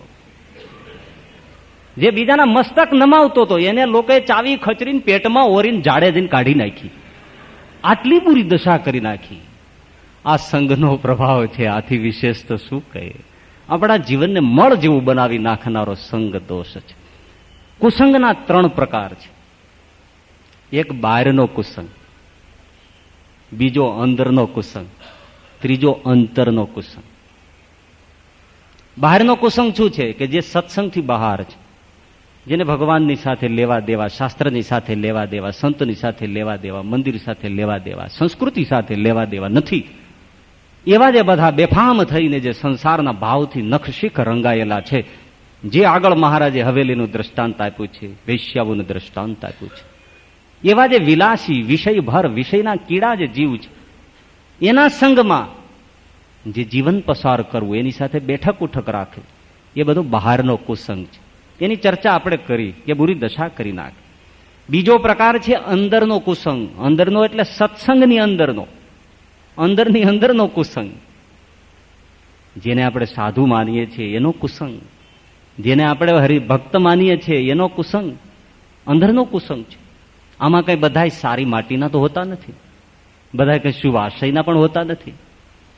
સંતનો પણ કુસંગ, હા, એ સમજવું પડે. આ કુસંગ છે અને આજે તો વિશેષપણે પાંગીરો છે સંતનો કુસંગ. પેલો છોડી શકાય એવા ઘણા બની જાય, પણ આ ઝપટ છે ને ભક્તોની ને સંતોની સહવાસમાં જે કુસંગ છે, બધા એક સરખા ન હોય. શ્રીજી મહારાજ એક દિવસ બેઠેલા દાદાના દરબારમાં, તો બધા 500 પરમહંસો બેઠેલા. જુઓ શ્રીજી મહારાજની પાઠશાળા કેવી છે. અને એટલા માટે આ વચનામૃતોમાં કેવા સુંદર મજાના વચનો કહે છે. તો 500 પરમહંસો બેઠા છે. મહારાજે કહ્યું, સંતો, આમાં જેટલા મંડળધારી ગુરુઓ હોય ને એ બધા ઉભા થઈને જુદા જુદા એક એક બાજુ બેસો. બધા જ ગુરુઓ જે મંડળધારી હોય ને, કે એકની પાછળ 20, 25, 50 સંતો સેવક ભાવે જોડાયેલા હોય, તો એવા ગુરુઓ બધા જુદા જુદા બેસો. એટલે બધા જ ઉઠી, ગુરુઓ બધા જુદી જુદી જગ્યાએ બેઠા. મહારાજે આમ હાથનું નેજવું કરીને જોયા અને પછી બીજો આદેશ આપ્યો, હવે જે બધા સાધુઓ છો એને જ્યાં મળતું આવે ત્યાં બેસો. થયા ઉભા બધા. સૌનો ગુરુ હતા એને પકડી લીધા. એ તો ત્યાં જ જાય ને જ્યાં ગોળ હોય ત્યાં મકોડા જાય. પછી જેને જેવો ગોળ માન્યો હોય એવો, કોઈ સોલાપુરી, કોઈ પોલાપુરી, કોઈ કાળો, કોઈ ઉજળો, જેની જે મીઠાશ, તો એવાની પડખે બધા ગોઠવાઈ ગયા. પછી મહારાજ હાથમાં નાનકડી છડી લઈ એક એક ઝુમખું એક એક મંડળને આમ જુએ છે. ક્યાંક પ્રસન્ન થાય છે, ક્યાંક ઉદાસ થાય છે, ક્યાંક આંખમાં પાણી આવી જાય છે, ક્યાંક મ્લાન મુખ થઈ જાય છે. અને ધીમેથી ગાદી ઉપર આવીને બેસીને મુક્તાનંદ સ્વામીને કહ્યું, સ્વામી, ગુરુઓ ઘણા મૂર્ખ છે અને ઘણા ચેલાઓ મૂર્ખ છે. આ સત્સંગના થાંભલા જેવા છે, ભગવાન જેવા છે, એવા સાધુઓમાં જીવ જોડવાનું ફાવ્યું નથી, એવાને ઓળખ્યા નથી. અને ઓલા હિન્દુસ્તાનમાં લઈ જાય એવા, એટલે કે સત્સંગની બહાર ઉપાડી જાય એવા, એવાઓની સાથે જીવ જોડ્યા છે, એમાં મન જોડ્યા. એ વખતની વાત છે. એવાઓને મોટા માન્યા છે, એવાઓને ગુરુ માન્યા છે, પણ સત્સંગના જે ખરેખર થંભ છે એને તો આમાં કેટલાય ઓળખ્યા નથી. એ શીખવે છે. આ અંદરનો કુસંગ છે, એ સંગ દોષ છે, ઓળખવો પડે. એમાં કોઈ સંતમાં કોઈ ઇન્દ્રિયારામ હોય, કોઈ એમાં 3 પ્રકાર છે. કોઈ ઇન્દ્રિયારામ હોય, કોઈ અર્થારામ હોય, કોઈ આત્મારામ હોય. નામથી આત્મારામ નહીં હો. હા, ઇન્દ્રિયારામ કોણ છે? કે જેને ઇન્દ્રિયોનું લાલન પોષણ, ખાવું પીવું સૂવું મોજ મજા, બસ રાત દિવસ એના માટે ઉદ્યમ, એના માટે જ હરિભક્તોની રખાવાળી. તમે એને ઉતારે જાઓ તો તમને પોતે પ્રાઇમસના પંપ મારી મારીને ચાય બનાવી આપે, તમારે માટે હોટલમાં જઈને ગાંઠિયા લાવે. આ ઇન્દ્રિયારામ રાતે જાગે, તમારી પથારી એ કરે, તમારી મચ્છરદાની એ બાંધે. ઇન્દ્રિયારામના ધામ અધિંગ આ બન્યા, દુષ્ટતાનું બધે જોર વ્યાખ્યું. એ ઇન્દ્રિયારામ છે. એને તો ઇન્દ્રિયોને કેમ ભોગ મળે એવી જ આંટી પાટી હોય. બીજો છે અર્થારામ છે, ફદિયા મળવા જોઈએ બસ, ખનખનિયા, એક નગદ નાણું ભાઈ, રૂપિયા રોક હે, ખિસ્સામાં મસ્ત હે. તો એને અર્થ સાથે લેવા દેવા છે, તો એના માટે બધું કરે, કથા, વાર્તા, ધૂન, ભજન, વ્યવહાર, વહીવટ. શેના માટે? અર્થને માટે, પૈસાને માટે. એવા પણ એવી વકલ હોય. અને એક ત્રીજી ઉત્તમ વકલ છે, એ આત્મારામ છે. ન તો એને ઇન્દ્રિયોના રમણમાં રસ છે, ન તો એને પૈસા, સંપત્તિ સાથે, પદ સાથે કંઈ લેવા દેવા છે, પણ આત્મા અને પરમાત્મામાં જે ધ્યાનમાં મસ્ત છે, કોઈ બીજું સંસારી વિષય સુખમાં જેને રસ નથી, એવો આત્મારામ. ભલે પૂરો આત્મારામ ન હોય તો આત્મારામ થવા માટે જે સાધના કરતો હોય એવા સંતના સહવાસમાં રહેવું તો આપણું જીવતર બગડે નહીં. ગુણાતીતાનંદ સ્વામીએ કહ્યું છે, ગમે એવો આત્મારામ હોય, મહારાજે પણ વચનામૃતમાં કહ્યું છે, ગમે તેવો આત્મારામ હોય, પણ ઇન્દ્રિયારામની જોડે, અર્થારામની જોડે 6 મહિના આસન કરે તો એને હાવ ઠેકાણે કરી નાખે, ધોઈ નાખે. જેવી રીતે પેલા રામ માંડલિકને ધોઈ નાખ્યો. અરે રે, કઈ સામાન્ય મહિલા હતી. માં કૌશલ્યા પ્રેમ ન આપી શકે એટલો પ્રેમ કઈ રામને આપતી. અને રામ પણ કૌશલ્યાને પ્રણામ પહેલા કરે, એના પહેલા કઈને પગે લાગે. અને સતત ઈચ્છે કે મારો રામ અયોધ્યાની ગાદી આવવો જોઈએ. એટલા માટે તો જ્યારે મહારાજા દશરથજી એમને મહેલ જાય છે ત્યારે દશરથજી મહારાજને ઉમંગ છે કે કઈ આટલો રામને ચાહે છે. રોજ મને કહે છે કે તમે ક્યારે રામને ગાદીએ બેસાડશો. હવે એની યુવાન અવસ્થા છે. મહારાજ હવે તો લગ્ન પણ થયા છે, તો આજ હું એને ખબર આપીશ તો કઈ કેટલી પ્રસન્ન થશે. એટલે આનંદમાં જાય છે. પરંતુ એવી જ પ્રેમાળ, હેતાળ, પવિત્ર કઈ થોડી ક્ષણોના મંથરાના કુસંગથી કેવી બની, અયોધ્યાની આખી દશા બદલી નાખી. મહારાજા પોતાનું સૌભાગ્યનો સિંદૂર કહેવાય, એને મોતને ઘાટ ઉતારનારી અભાગીણી સર્પિણી બનીને ડસનાર જો કોઈ હોય તો કોણ હતું? કઈ હતું. ધોઈ નાખે. ગુણાતીતાનંદ સ્વામી કે એક સાધુને આખો પરથારો મોઢે હતો અને ભગવાનમાં એવા મસ્ત હતા, સમાધિ થઈ જતી મૂર્તિની ધારણા કરતા કરતા. પણ અરે રે, એને કુસંગ થયો, બેઠક ઉઠક ફરી ગઈ, સમાધિ બમાધિ બધું ઉડી ગયું, રુચિ સાવ ફરી ગઈ. એની એવી દશા, અતિશય પામર દશા જોઈ ગુણાતીતાનંદ સ્વામી કે અમારી આંખમાં આંસુ ન આવે પણ અમારી આંખમાં દળદળ આંસુ આવી ગયા. આ કુસંગ ફેરવી નાખે, આત્મારામને ઇન્દ્રિયારામ કરી નાખે. એટલે મહારાજે પ્રથમના 42માં વચનામૃતમાં કહ્યું કે કુસંગે કરીને તો ભૂંડું જ થાય. કેવી રીતે ભૂંડું થાય એ સારંગપુરના 18માં સમજાવ્યું કે જુઓ, આત્મારામ હોય એટલે એ તો પરબ્રહ્મ પરમાત્માની સાથે લીન છે એવો છે ને. પણ મહારાજે સારંગપુરના 18માં બહુ સુંદર રીતે સમજાવ્યું કે જેમ ખાર ભૂમિ હોય, ગમે તેટલો મેઘ વરસે તો એક તૃણ પણ ઉગે એમ ન હોય ખાર ભૂમિમાં, પણ પાણીની રેલ આવે તો ખાર બધો ધોવાઈ જાય. અને પાણીના રેલની સાથે એટલે કે પૂરની સાથે, પ્રવાહની સાથે કાંપ તણાઈને આવે અને ખાર ભૂમિમાં પથરાઈ જાય. તો કાંપ પથરાય તો કાંપની સાથે વડ, પીપળા આદિ વૃક્ષના બીજ પણ આવે અને ધીમે ધીમે ઉગી અને મોટા ઘઘૂર વૃક્ષો થઈ જાય. જ્યાં તૃણ ઉગે એમ નહોતું. એમ જે ભગવાનનો ભક્ત હોય, જેના હૃદયમાં ધર્મ, જ્ઞાન, વૈરાગ્ય, ભક્તિ ભરપૂર હોય ને એના હૃદયમાં જગતના વિષય સુખનો અંકુર ઉઠે એમ ન હોય, પણ કુસંગ રૂપી પાણીનો વેગ આવે તો જગત વાર્તા રૂપી કાંપ આવે. અને એ કાંપમાં કામ, ક્રોધ, લોભ, મોહ, મદ, મત્સર એ આદિ બીજ તણાઈને આવે અને એ કામ, ક્રોધ, લોભ ઉગીને મોટા ઘેઘૂર વૃક્ષ થઈ જાય. આવી રીતે આપણા અંતઃકરણમાં દોષ ઉગે છે ને પાંગરે છે. માટે મહારાજે કહ્યું છે કે કુસંગ તો ક્યારેય પણ કરવો નહીં, ન કરાય. કુસંગ કરીને જીવ બગડી જાય છે. તો આ બીજા પ્રકારનો કુસંગ. અને ત્રીજા પ્રકારનો એ અંતરનો કુસંગ, એટલે ઇન્દ્રિયો અંતઃકરણનો કુસંગ. આપણા જે ઇન્દ્રિયો અંતઃકરણ છે એ પૂરેપૂરા કુસંગી છે. એને કઈ ભજન, ભાવ, ભક્તિ ગમતા નથી. એ તો પરાયણે બધું થાય છે. પણ એને જો વિષય ને વિલાસી વાતાવરણ મળતું હોય તો માળા ભજન બધું મૂકી દે એમ છે. અત્યારે આપણે સરસ મજાની કથા વાર્તા કરીએ છીએ, પણ આગળ જાહેરાત કરીએ કે હવે અહીં બંધ રાખીએ છીએ અને એક સરસ મજાની એક શો આવ્યો છે બતાવીએ છીએ, બધા માળા હંકેલી લે. હા કે ચલો ચલો એ દેખ લેતે હે. કથા વાર્તા તો આવતે રવિવારે વાત, બોલો ગિરિરાજ ધરણ કી જય. એ કુસંગી છે, પણ એની ચર્ચા અત્યારે નથી કરવી. એટલા માટે મહારાજે કહ્યું કે અમારે જે હરિભક્તો છે, સાધુઓ છે, સાંખ્યયોગી છે, કર્મયોગી છે, એમણે ક્યારેય પણ કુપાત્રની સોબત તો કરવી નહીં. તો જેમ કુસંગે કરીને અંતઃકરણ મલિન થઈ જાય છે, એમ જ મહારાજે બતાવ્યું કે તૃણની ઝૂંપડી હોય ને સાધુનો સમાગમ હોય, વર્તમાન સહ ભગવત વાર્તા હોય, તો જીવનું અંતઃકરણ ભક્તિમય બની જાય. કુસંગથી બગડે, સત્સંગથી સુધરી જાય છે. પેલો કાદવ કીચડ છે, તો સંત સમાગમ છે એ તો સાબુનું પાણી છે, આપણા મલ મલ કરીને બધા જ મળને ધોઈ નાખે છે. એક દિવસનો વાલીઓ લૂંટારો મહાઋષિ આદિ કવિ વાલ્મીકી બની જાય, એ જોબન વડતાલો પરમ પુનિત બની જાય, એ અંગુલી માલ કેવો પવિત્ર સાધુ બની જાય, એ મુંજા સુરુન માનભા કેવા પવિત્ર પુરુષ બને. એ સંતનો સમાગમ છે. એટલે મહારાજે કહ્યું કે આ વાર્તા તો બહુ સીધી સાદી છે અને સૌને સમજાય એવી છે, પણ એકને ન સમજાય, જે પશુને પાડે વર્તતો હોય, પાડા જેવો હોય, એને ન સમજાય. બસ એને તો જ્યાં ભાળે ને માથા મારવા સિવાય કંઈ ખબર પડે નહીં.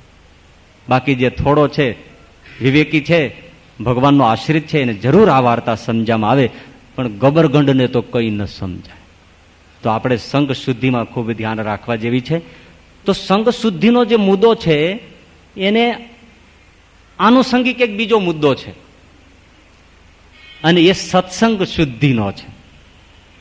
સંઘ શુદ્ધિ વ્યક્તિગત છે, અને તરત જ સંઘ શુદ્ધિની વાત કરતા કરતા મહારાજે સત્સંગ શુદ્ધિની વાત કરી છે. એ આનુષંગિક મુદ્દો છે. મહારાજ શું કહે છે કે સત્સંગ મોર તો ગમે તેવો કુપાત્ર જીવ હોય તોય તેને નિયમ ધરાવીને સત્સંગમાં લેવો, પણ સત્સંગમાં આવ્યા પછી કુપાત્ર પણ રાખે તો બાઈ અથવા ભાઈ, બહુ આકરા વચન છે, બાઈ અને ભાઈ જે હોય તેને સત્સંગ બહાર કાઢી મેલવો, અને જો ન કાઢે તો એમાંથી જાજુ ભૂંડું થાય. જેમ જે આંગળીને સર્પે કરડી હોય અથવા કીડિયાનો રોગ થયો હોય, કીડિયારાનો રોગ એટલે ગેંગ્રીન, જે સડે ને પછી ધીમે ધીમે એક એક અંગ આમ સડતું જાય, જૂના જમાનામાં કીડિયારોનો રોગ કહેવાય. એ રોગ થયો હોય અને તેટલું અંગ જો તુરત કાપી નાખે તો સંપૂર્ણ પંડે કુશળ રહે, અને તેનો લોભ કરે તો જાજો બિગાડ થાય. તેમ જે કુપાત્ર જીવ જણાય તેનો તત્કાળ ત્યાગ કરજો. આપણું શરીર છે, આંગળીઓ છે, પગ છે, હાથ છે, એ બધા એના અંગ છે. હવે એકાદ આંગળીને સર્પે બચકું ભર્યું હોય તો જો સુરવીર થઈને લોભ મૂકીને, ઘણા એવા ખેડૂતો હોય છે, સુરવીરો હોય, આંગળી બચકું ભરી ગયું હોય ઘાસ વાળતા, પણ એની પાસે દાંતડું હોય તો ઘા ચદઈને ઉડાડી, આટલું બટકું ઉડાડી મૂક, તો એને એક પણ દવાની જરૂર નથી રહેતી, કારણ કે વિષ હતું એ બધું એની સાથે ગયું અને પોતે બચી જાય. પણ એમ લોભ કરે કે આને કેમ કપાય, આ તો બહુ સુંદર છે, આનું શું કામ, તો પોતે મરે. એમ એકાદ અંગ સડ્યું હોય, સડો લાગુ પડ્યો હોય, પગ કે હાથ સુંદર લાગે, એને કાપી નાખવો કોઈ ગમે નહીં, પણ જો એટલેથી કાપે નહીં તો રોગ આગળ વધતો જાય અને પોતે સંપૂર્ણપણે મોતના સકંજામાં આવી જાય. પણ લોભા કરાવે. એટલે મહારાજે કેટલું સુંદર દ્રષ્ટાંત આપ્યું કે આ સારો એ સત્સંગ સમુદાય છે, સમૂહ છે, એ એક પિંડ છે, એ શરીર છે. સાંભળજો, એ એક પિંડ શરીર છે, અને એમાં સાધુઓ, બ્રહ્મચારીઓ, પાર્ષદો, ગૃહસ્થ બાઈઓ, ગૃહસ્થ ભાઈઓ, સાંખ્યોગી બહેનો, આચાર્ય શ્રીઓ, એ બધા જ એના અંગ છે. હવે ગમે ત્યાં એકાદ અંગમાં ક્યાંય રોગ લાગુ પડે, માયાની સર્પીની ડંખ મારી દે, કુપાત્રપણું આવે. કુપાત્ર શું છે? શિક્ષાપત્રી લોપ થાય, મર્યાદાઓ બચે નહીં, ધર્મ કંઈ બચે નહીં, આચાર શુદ્ધિ નીકળી જાય. આ બધા જે દોષ છે એ જો પ્રવેશ કરી જાય તો એ વ્યક્તિને તત્કાળ કાઢી મૂકજો, નહીતર આ સત્સંગ ક્ષેમ કુશળ નહીં રહે. હવે પણ વિચાર એમ થાય કે ક્યાં કાપવું, આજે કાપવું ક્યાં? આટલો બધો રોગ વ્યાપી જાય તો શરીરમાં પછી એની મર્યાદા હોય, પણ જયારે રોગ આગળ જ વધી ગયો તો પછી ક્યાં કાપવું ભાઈ, ક્યાં કાપવું? થોડા સમય પહેલા કોંગ્રેસીઓનું સંમેલન મળ્યું હતું તો બધા એમાં એક જણાએ પ્રસ્તાવ મૂક્યો કે આપણા પક્ષમાં હવે શુદ્ધિકરણ કરવાની જરૂર છે. એટલે આ શુદ્ધિ કરશો તો વાહે રહેશે કોણ? કારણ કે તમે બધા હળેલા છો નકશીક, આમાં તમે કોને કાઢશો? એક જણો કે હમણાં દિવાળી આવે છે એટલે હવે ભંગાર બધું કાઢી નાખવો છે. એની પત્ની કે પણ તો ઘરમાં રહેશે, હું ભંગાર જ ભર્યું છે બધું, આમાં તું કોઈ સારું લાવીને તો વસાવ્યું નથી, તું ભંગાર કાઢવાની વાત કરીશ. એમ સત્સંગની શું દશા છે એ તો મને કંઈ બાળકપણે ખબર નથી, પણ આપ સૌ બહુ મોટા વડીલ છો, જ્ઞાની છો, તો એના સડાની તમને બરાબર ખબર હોય. ક્યાં કાપવું, કેટલું કાપવું એ તો તમે જાણો. કાપ્યા વગર તો કંઈ સુખ ન થાય. આવી દશા શા માટે થાય કે આ વચનો ઉપર ધ્યાન ના આપ્યું ત્યારે ને, નહીતર આવી દશા શું કામ થાય? આ વચનોને આપણે આંખ આડા કાન કર્યા એટલા માટે આવું થયું.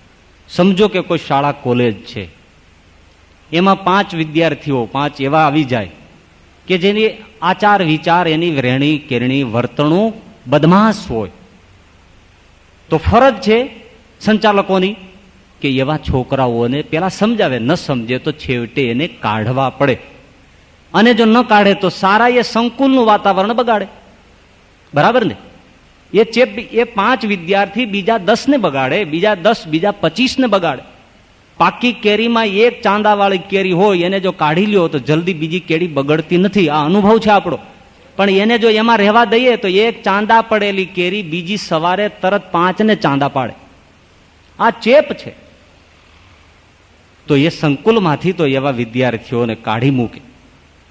હા, જરૂર કાઢી મૂકો એ વિચાર આપણને ગમે, પણ એમાં આચાર્ય હોય એનું એકલાને માથે જવાબદારી નથી. એમાં તો જે વિદ્યાર્થીઓ છે અને સહશિક્ષકો છે, બધા જે કર્તવ્યને સમજતા હોય તો એ સરળ બને. નહીતર આચાર્ય એ પ્રસ્તાવ મૂકે, એના માટે જહેમત કરે અને પક્ષાપક્ષી થઈ જાય. અમુક લોકો આને પક્ષે થઈ જાય, અમુક વિદ્યાર્થીઓ હોબાળો કરે તો એ પ્રશ્ન પેચીતો બની જાય. ખરું ને? આ રીતે એ પ્રશ્ન કોઈ દિવસ પતે નહીં. એટલા માટે સમજવાનું છે આપણે જે ચર્ચા લઈએ છીએ એમાં કે પૂરા સત્સંગમાં કોઈ એક વ્યક્તિને આંગળી નથી ચીંધવાની કે આમણે આ કરવાનું હતું અને ન કર્યું, એટલા પરિણામે આ સત્સંગ બગડી ગયો છે. હવે કાન ખોલીને સાંભળજો કે જેટલા જેટલા સત્સંગીઓ છે, જેટલા જેટલા સાધુઓ છે, જેટલી જેટલી બહેનો છે, જેટલી જેટલી સાંખ્યયોગી છે, જેટલા પાર્ષદો છે, જેટલા બ્રહ્મચારીઓ છે અને જેટલા આચાર્ય છે, એ એકે એક આ સત્સંગનું અંગ છે અને એકે એકની ફરજ છે. જો બધા આ કર્તવ્યને, આ વચનને, કારણ કે આ વચનો એક વ્યક્તિને નથી કીધા, અને આમ જોવા જાઓ તો 1876 નું આ વચનામૃત આચાર્ય શ્રીની પ્રતિષ્ઠિતના નથી થયેલી. જે સમુદાયની સામે કહે છે એ બધા સાધુ સંતો છે, પણ આજની તારીખમાં તો એ બધા સંમિલિત છે. તો બધાના ઉપર આ જવાબદારી છે. જેટલી જવાબદારી મારા ઉપર છે એટલી જવાબદારી તમારા ઉપર છે. એક વ્યક્તિને આંગળી ચીંધી અને છૂટી જવાનો એ આપણો તો બાલિશ પ્રયાસ છે. કેમ ભાઈ? ઘરમાં તમે 10 સભ્યો રહેતા હોય અને ઘરને આગ લાગે એટલે શું વડીલની જ ફરજ છે? બાળકોની ફરજ નથી આગ ઠારવાની? તમે એમ કહેશો કે મારો બાપ છે, ઘરનો ધણી છે, એના નામે દસ્તાવેજ છે, હું શું કામ પાણીની ડોલ લાવું? એવું બને ખરું? ત્યારે છોકરાની પપલી મમલી જે કાંઈ હોય એ શું છાનમેની હિંડોળે ઝૂલે? એનું ઘર નથી? બધાનું ઘર છે. એમાં સત્સંગ છે આપણા બધાનું છે. બધાએ યથા યોગ્ય પ્રયાસ કરવાનો છે અને આ ફરજને સમજવાનું છે. અને બધા ઉપર મહારાજની આંખ લાલ છે. સમજો, 8-10 યાત્રીઓ એક નૌકા લઈને નૌકા વિહાર કરવા સાગરમાં ઉપડ્યા. સાગરમાં થોડે દૂર ગયા, ત્યાં શું બન્યું?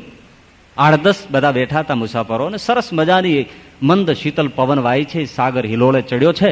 એમાં બન્યું એવું કે એક જ પુરુષ હતો ને, એક જે યાત્રી મુસાફરી હતો ને, આ બધાનો સહવાસી જ હતો, સહપ્રવાસી જ હતો. એમણે પોતાની થેલીમાંથી આવો છરો કાઢ્યો અને પોતે જે જગ્યાએ બેઠો હતો ત્યાં ફાંકું પીડ્યો પાડવા, કાણું મીંડો પાડવા. એટલે બાજુવાળો કે એ કોણ ત્યાં? તું આ શું કરે? તો કે તારે ડબડબ કરવાની શું જરૂર છે? હું મારી જગ્યાએ ગમે એ કરું. એટલે પેલા ને વાળે ઠીક લાગ્યું કે ભાઈ એની જગ્યાએ એની સીટે ગમે એ ખોંચા મારે, આપણે શું બોલવાની જરૂર છે? એટલે પોતે છાનું મનો રહી ગયો, ભાઈ એની જગ્યાએ ગમે તે ફાંકા પાડે, ગમે એટલા પાડે તો આપણે થોડી ના પાડી શકાય, એની સીટ છે.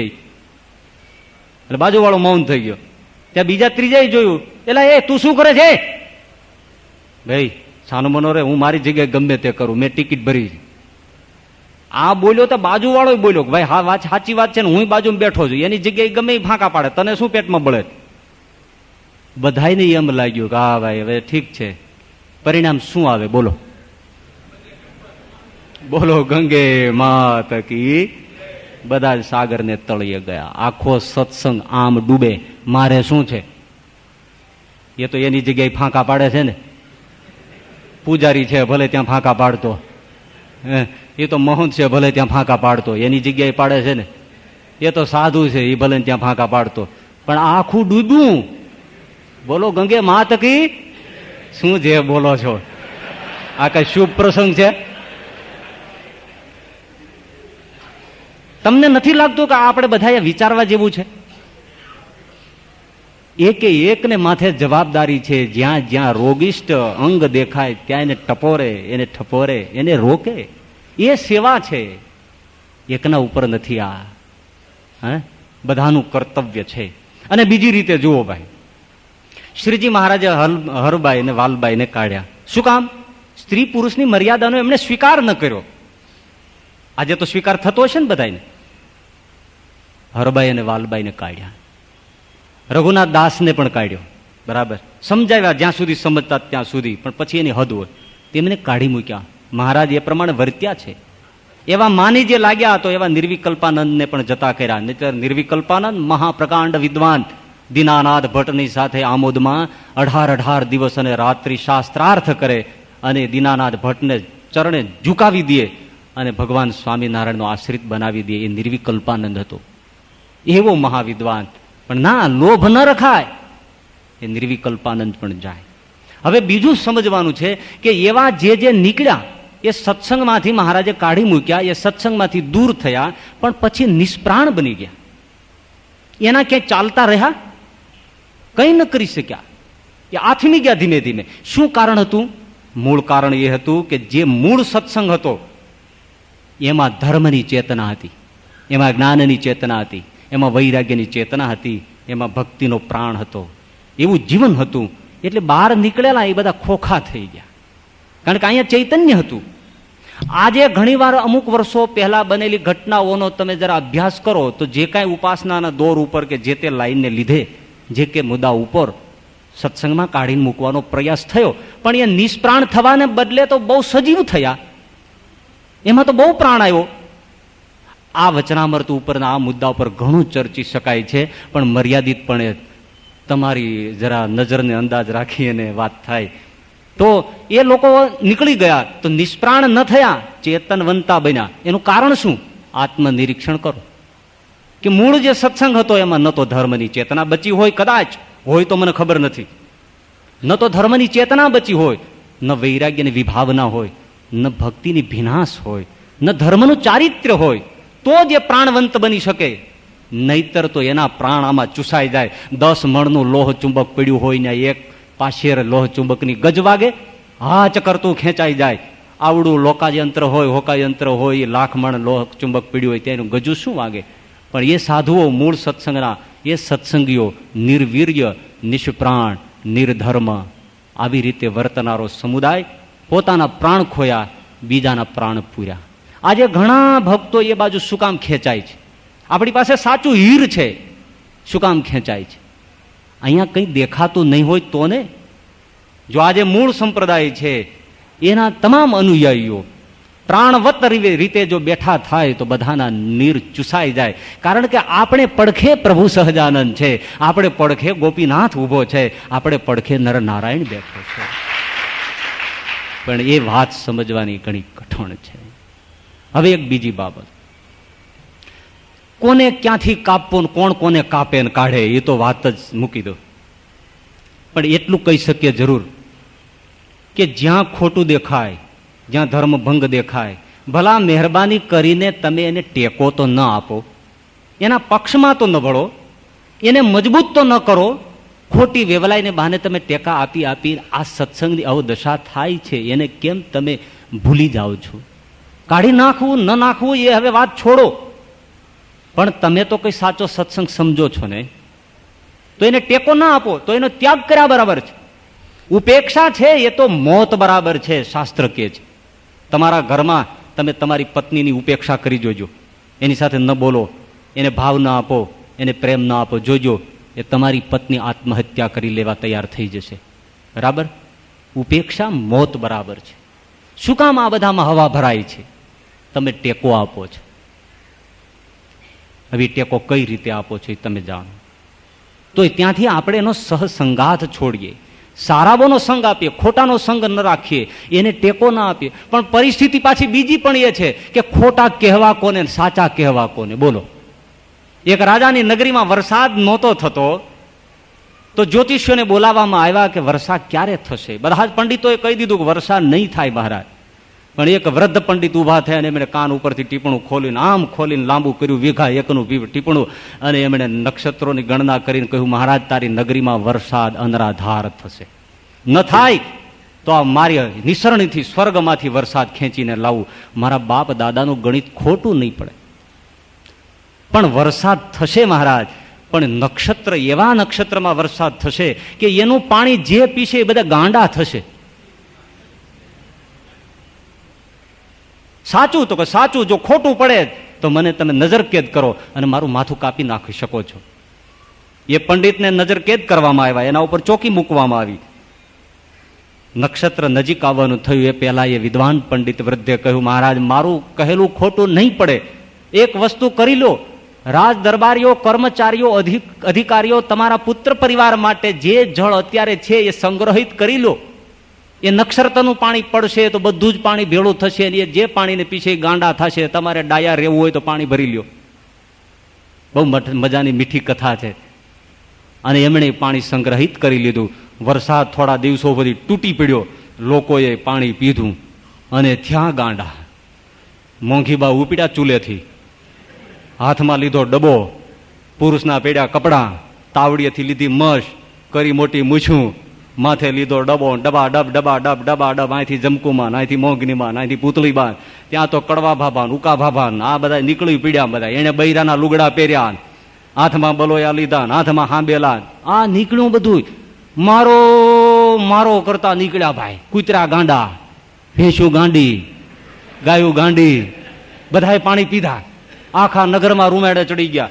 એમાં રાજા દ્રશ્ય જેવા કુટુંબ સાથે, અધિકારીઓ સાથે એમ ગેલેરીમાં નીકળ્યો. તો ડાયો ડમરો, એની આંખી સ્વસ્થ હોય. એમણે કીધું, માળા એને કીધું એમ જ થયું. એ ગાંડા જોઈ ગયા.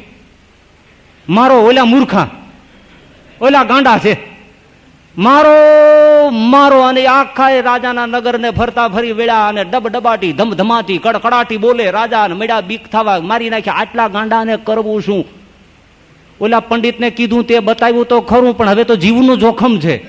આ હમણાં કોટ પાડીને અંદર આવશે, અને અત્યારે ફોજ બોજ ક્યાંય નથી, કારણ કે ફોજ વાળા પી ગયા છે. હવે બચવા માટે શું? પંડિતને શરણે જઈને માથું મૂક્યું. પંડિતે કહ્યું, મહારાજ એક જ વસ્તુ છે, બોલો ગિરિરાજ ધરણ કીજે, જે પાણી પડ્યું છે નક્ષત્રનું એ તમે બધા પીને ભેળા ભળી જાઓ.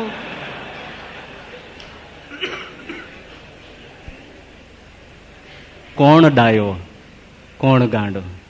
જેને નક્ષત્રના પાણી પી લીધા છે, મતલબ કે સંસારના પાણી પી લીધા છે અને સ્વામિનારાયણનું નૂર મૂકી દીધું છે, એવા બધા જેને સત્સંગ સાચવો છે એને ગાંડા કહે છે. એવા સાધુઓને એ લોકો તરછોડવા પ્રયાસ કરે છે, એવાને વિમુખ મનાવવા માટે પ્રયત્ન કરે છે.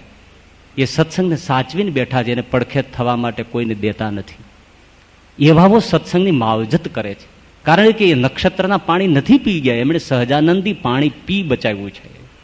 તો એવાઓને ટેકો દેવો, નહીતર તો આ સત્સંગની બહુ બુરી હાલત થશે. એને સમજવાનું છે. અને એ કારણસર મહારાજ આજીજી કરે છે. પરમ બ્રહ્મ પુરુષોત્તમ નારાયણ જીવની સામે હાથ જોડે છે. શું કે છે? આ અમારું વચન છે, તેને ભલા થઈને તમારો દીકરો ન માને ત્યારે તમે હાથ જોડો, ભલો થઈને તું આટલું કર બેટા, ભલો થઈને આટલું કર. એમ હાથ જોડ્યા. ભલા થઈને સર્વે જરૂર રાખજો.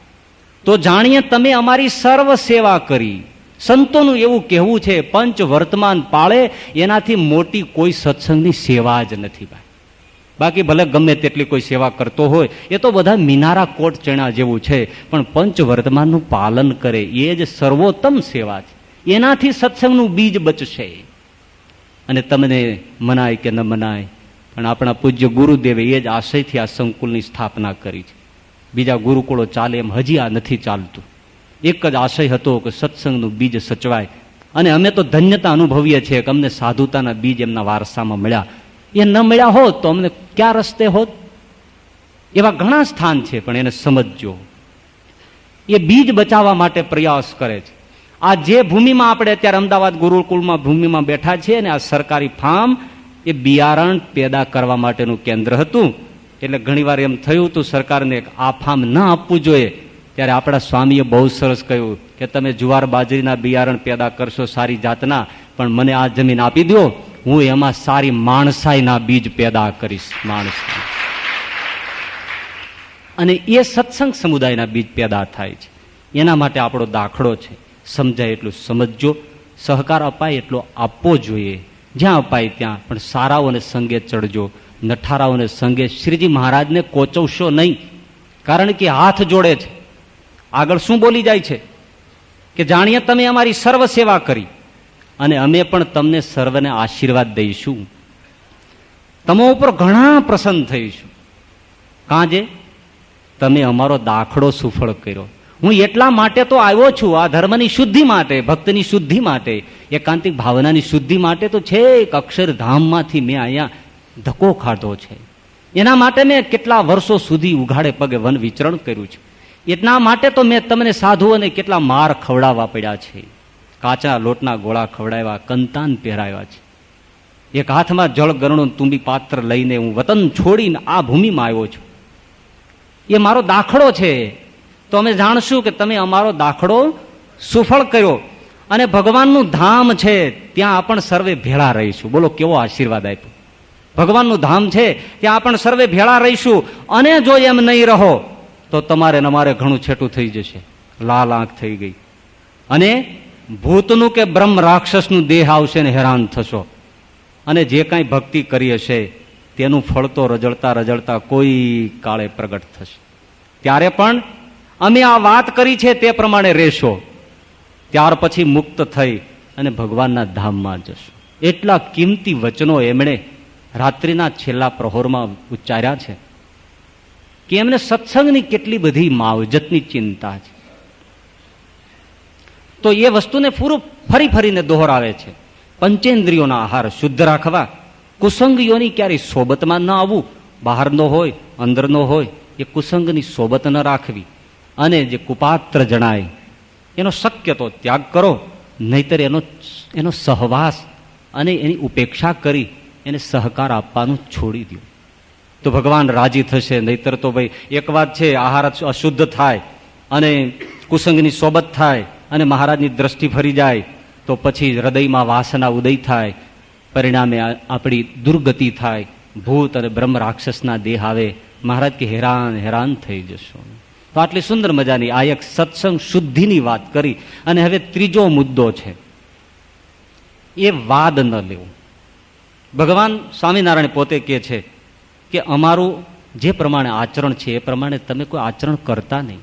અમારો વાદ ન લેતા, નહીતર તો ગુરુ એના પ્રમાણે શિષ્યોને ચાલવાની સહજ રીતે લળક હોય છે. જેમ ગુરુ કરે એ પ્રમાણે ચલાવ્યા જાય. આ સહજ ભાવ હોય છે. પણ ગુરુ તો સમર્થ હોય ભાઈ, એ પ્રમાણે આપણા આચરણ હોય. સમર્થના પગમાં પગરખામાં આપણા પગ હોય. ગુણાતીતાનંદ સ્વામી કે જળ કુકડી છે એ પાણીમાં ડૂબકી મારે પણ એની પાંખને પાણી ભીંજવી ન શકે એવા મહાપુરુષ હોય. એને સંસારના દોષ સ્પર્શ પણ ન કરી શકે. જળ કુકડી પાણીમાં ડૂબકી મારે પણ જળ સ્પર્શ ન કરી શકે. બીજા પક્ષીઓ પાણીમાં ડૂબકી મારે તેની પાંખમાં પાણી ભરાઈ જાય ને મરી જાય.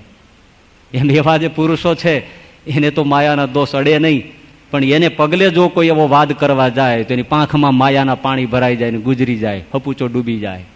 એટલા માટે એ ન કરાય. મહારાજ પુલહાશ્રમથી નીકળ્યા પછી જગન્નાથપુરી આ બાજુ આવતા હતા. એમાં એ મોહનદાસ વૈરાગીનો મિલાપ થયો, બંને સાથે ચાલ્યા આવે. એમાં જંગલ જેવો પ્રદેશ આવ્યો એટલે મહારાજે ત્યાં એક વૃક્ષમાંથી થોડા પાન તોડીને ખાવા માંડ્યા. એટલે એલો મોહનદાસ હતો વૈરાગી, ભાવવાળો હતો, એટલે મહારાજે થોડો સાથે રાખ્યો હતો. તો એને પણ એ પાન ખાવાની શરૂઆત કરી. મહારાજ કે એલા ખાતો નહીં, આ તો ઝેર છે. એટલે એમણે તરત છોડી દીધી. મહારાજ તો ખાતા રહ્યા, પણ એમાં 8-10 બધા આવ્યા બાવા અડબંગા, બાવલ બમ બમ ગિરનારી, ચીપિયા કકડાવતા, હાથમાં મોટા મોટા લઠ્ઠ. એને પણ આ જોયા કે બાળ બ્રહ્મચારી આ બધા ખાય છે પાંદડા, તો આપણે ભૂખ્યા થયા છીએ, મારા ખોખારા, અને ઉપાડ્યા જપાજપ પાંદડા. ઓલો મોહનદાસ કે એલ્યા ખાશો માં મરી જાશો. કેમ કેમ ના ખવાય? આ બાળક તો ખાય છે. અરે એ તો મહાપુરુષ છે. તો કે હમ ભી મહાપુરુષ હે ક્યા નહીં હે? તો ખાવ. ખાધું, ઢબ દઈને પીડ્યા. એ હુઈ ગયા. તે દિન ઘડીને આજનો હજી નથી જાગ્યા. ઝેર ચડી ગયું. એ મહાપુરુષોને રસ્તે ચડાય. શંકરાચાર્યજી મહારાજ એક બ્રાહ્મણ ભિક્ષુકને ઘેર જઈને ભિક્ષામ ભવતું કરી તો પેણે ચૂરમાના લાડુ આપ્યા, પણ એની આંખમાં પ્યાર જોયો તો શંકરાચાર્ય ઉભા ચૂરમાના લાડુ જમવા મળ્યા. સાથે શિષ્યો હતા. એમને એમ થયું કે હા ગુરુજીને લાડવામાં મોજ આવી ગઈ. પણ ગુરુનો ભાવ એ જાણે. બીજે દિવસે શંકરાચાર્ય ઉપડ્યા લુહારની કોડ ઉપર ભિક્ષામ ભવતું. બોલ્યો કે બાપા અહીંયા ન હોય, અહીં તો લોખંડ ઓગળે, શીશુ ઓગળે. તો કે એક સંન્યાસીનું પાત્ર ફેલાયા પછી ખાલું ન ફરે, સુરવીરની તરવાર મ્યાનમાંથી નીકળ્યા પછી લોહી ચાખ્યા વગર મ્યાનમાં ન જાય, એમ ભિખારીનું ભિક્ષુકનું પાત્ર, એમાં કાંઈક ભિક્ષા નાખ. શીશુ ઉકળે છે, નાખ. અને હળહળતું શીશુ નાખ્યું. શંકરાચાર્ય બાજુમાં શિષ્યો હતા, એમને કીધું પીવું છે? ના મહારાજ. શંકરાચાર્ય ઉભા ઉકળતું શીશુ પાન કરી ગયા. મોટાના પગરખામાં આપણા પગ ના હોય. એટલે ઘણા લોકો કે છે ભગવાન શ્રી કૃષ્ણએ વૃંદાવનમાં રાસ કર્યો, તો અમે ચીમ ના કરીએ?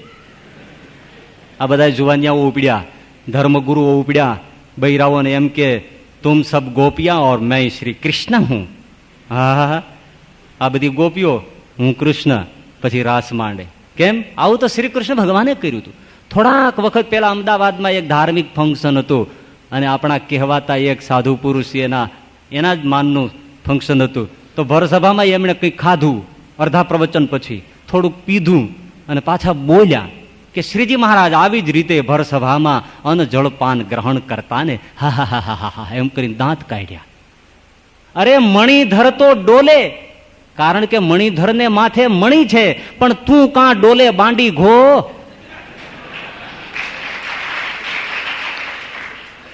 ક્યાં આપણો પરમાત્મા સ્વામિનારાયણ અને ક્યાં થુલિયું?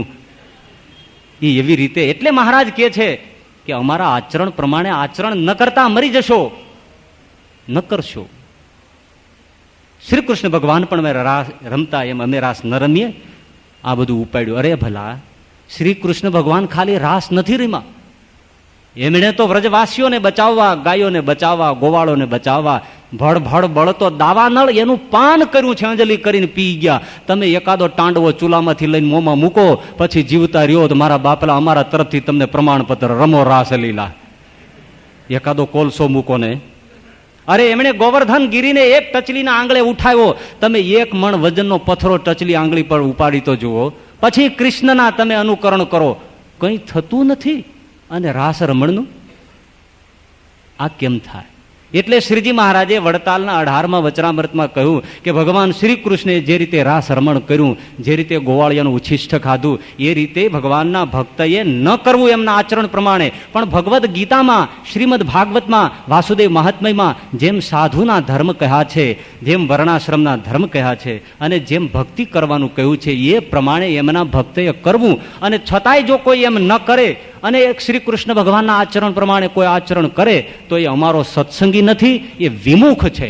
શ્રી કૃષ્ણ ભગવાનના આચરણ પ્રમાણે જેમ ન કરવું, એમ અમારા આચરણ પ્રમાણે તમારે ન કરવું. પણ અમે તમને જેમ વચનો કહ્યા છે એમ તમારે વર્તવું, તો તમારું સર્વ પ્રકારે રૂડું થશે. એ જ વાત મહારાજ અહીંયા કહે છે, અમારા આચરણ પ્રમાણે ન કરવું. શું કામ?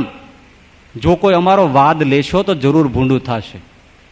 કાજે અમારા હૃદયમાં તો નરનારાયણ પ્રગટ બિરાજે છે, અને હું તો અનાદિ મુક્ત છું, પણ કોઈને ઉપદેશે કરીને મુક્ત નથી થયો. અને મન, બુદ્ધિ, ચિત્ત, અહંકાર તેમને તો હું પકડી લઉં છું, જેમ સિંહ બકરાને પકડે છે તેની પેઠે એ અંતઃકરણને હું પકડું છું, અને બીજાને તો એ અંતઃકરણ દેખ્યામાં પણ આવતા નથી. માટે અમારો વાદ લઈને જાણે જે ઉપાધિમાં રહીને શુદ્ધપણે રહીશું, તે તો નારદ સંકાદિક જેવો હોય તેથી પણ રહેવાય નહીં. તો બીજાની શી વાર્તા? અને અનંત મુક્ત થઈ ગયા, અનંત થશે તેમાં ઉપાધિમાં રહીને નિર્લેપ રહે એવો કોઈ થયો નથી, થશે પણ નહીં, હમણાં પણ કોઈએ નથી, કોટી કલ્પ સુધી સાધન કરીને પણ એવો થવાને કોઈ સમર્થ નથી. માટે અમે કહ્યું છે તે પ્રમાણે રહેશો તો રૂડું થશે. એના આચરણ પ્રમાણે આચરણ નહીં, કારણ કે એમની સ્થિતિ તો પરમ તત્વ છે. એ પ્રમાણે આચરણ કેમ થઈ શકે? ઉપાધિમાં રહીને એ શુદ્ધ રહી શકે. કેમ? ઉપાધિ એટલે શું? સ્ત્રીઓનો સહવાસ, ધનનો સહવાસ, માનનો સહવાસ, ઉત્તમોત્તમ પંચ વિષયનો સહવાસ. આ રાગી અત્યંત વિલાસી કોઈ એવા પુરુષો હોય એમની સાથે પણ શ્રીહરિ વાતચીત કરે, પણ એ ઉપાધિ છે, એ ઉપાધિનો સંગ મહારાજ કે અમને ન લાગે, અમે નિર્લેપ રહી શકીએ છીએ, કારણ કે તત્વ છે. બીજાને તો દોષ લાગે જ લાગે, એમાં ખોવાઈ જાય. અરે મહારાજે એમ કહ્યું કે શિવ બ્રહ્માદિક જેવા દેવતાઓ અને પારાશર એકલ શૃંગી જેવા ઋષિઓ એમનો પણ ઠાર રહ્યો નથી, નારદ સનકાદિક જેવાનો પણ ઠાર રહે નહીં. અંત્યના 33માં એમ કહ્યું કે આ ગોપાળાનંદ સ્વામી, મુક્તાનંદ સ્વામીનો અપાર મહિમા છે.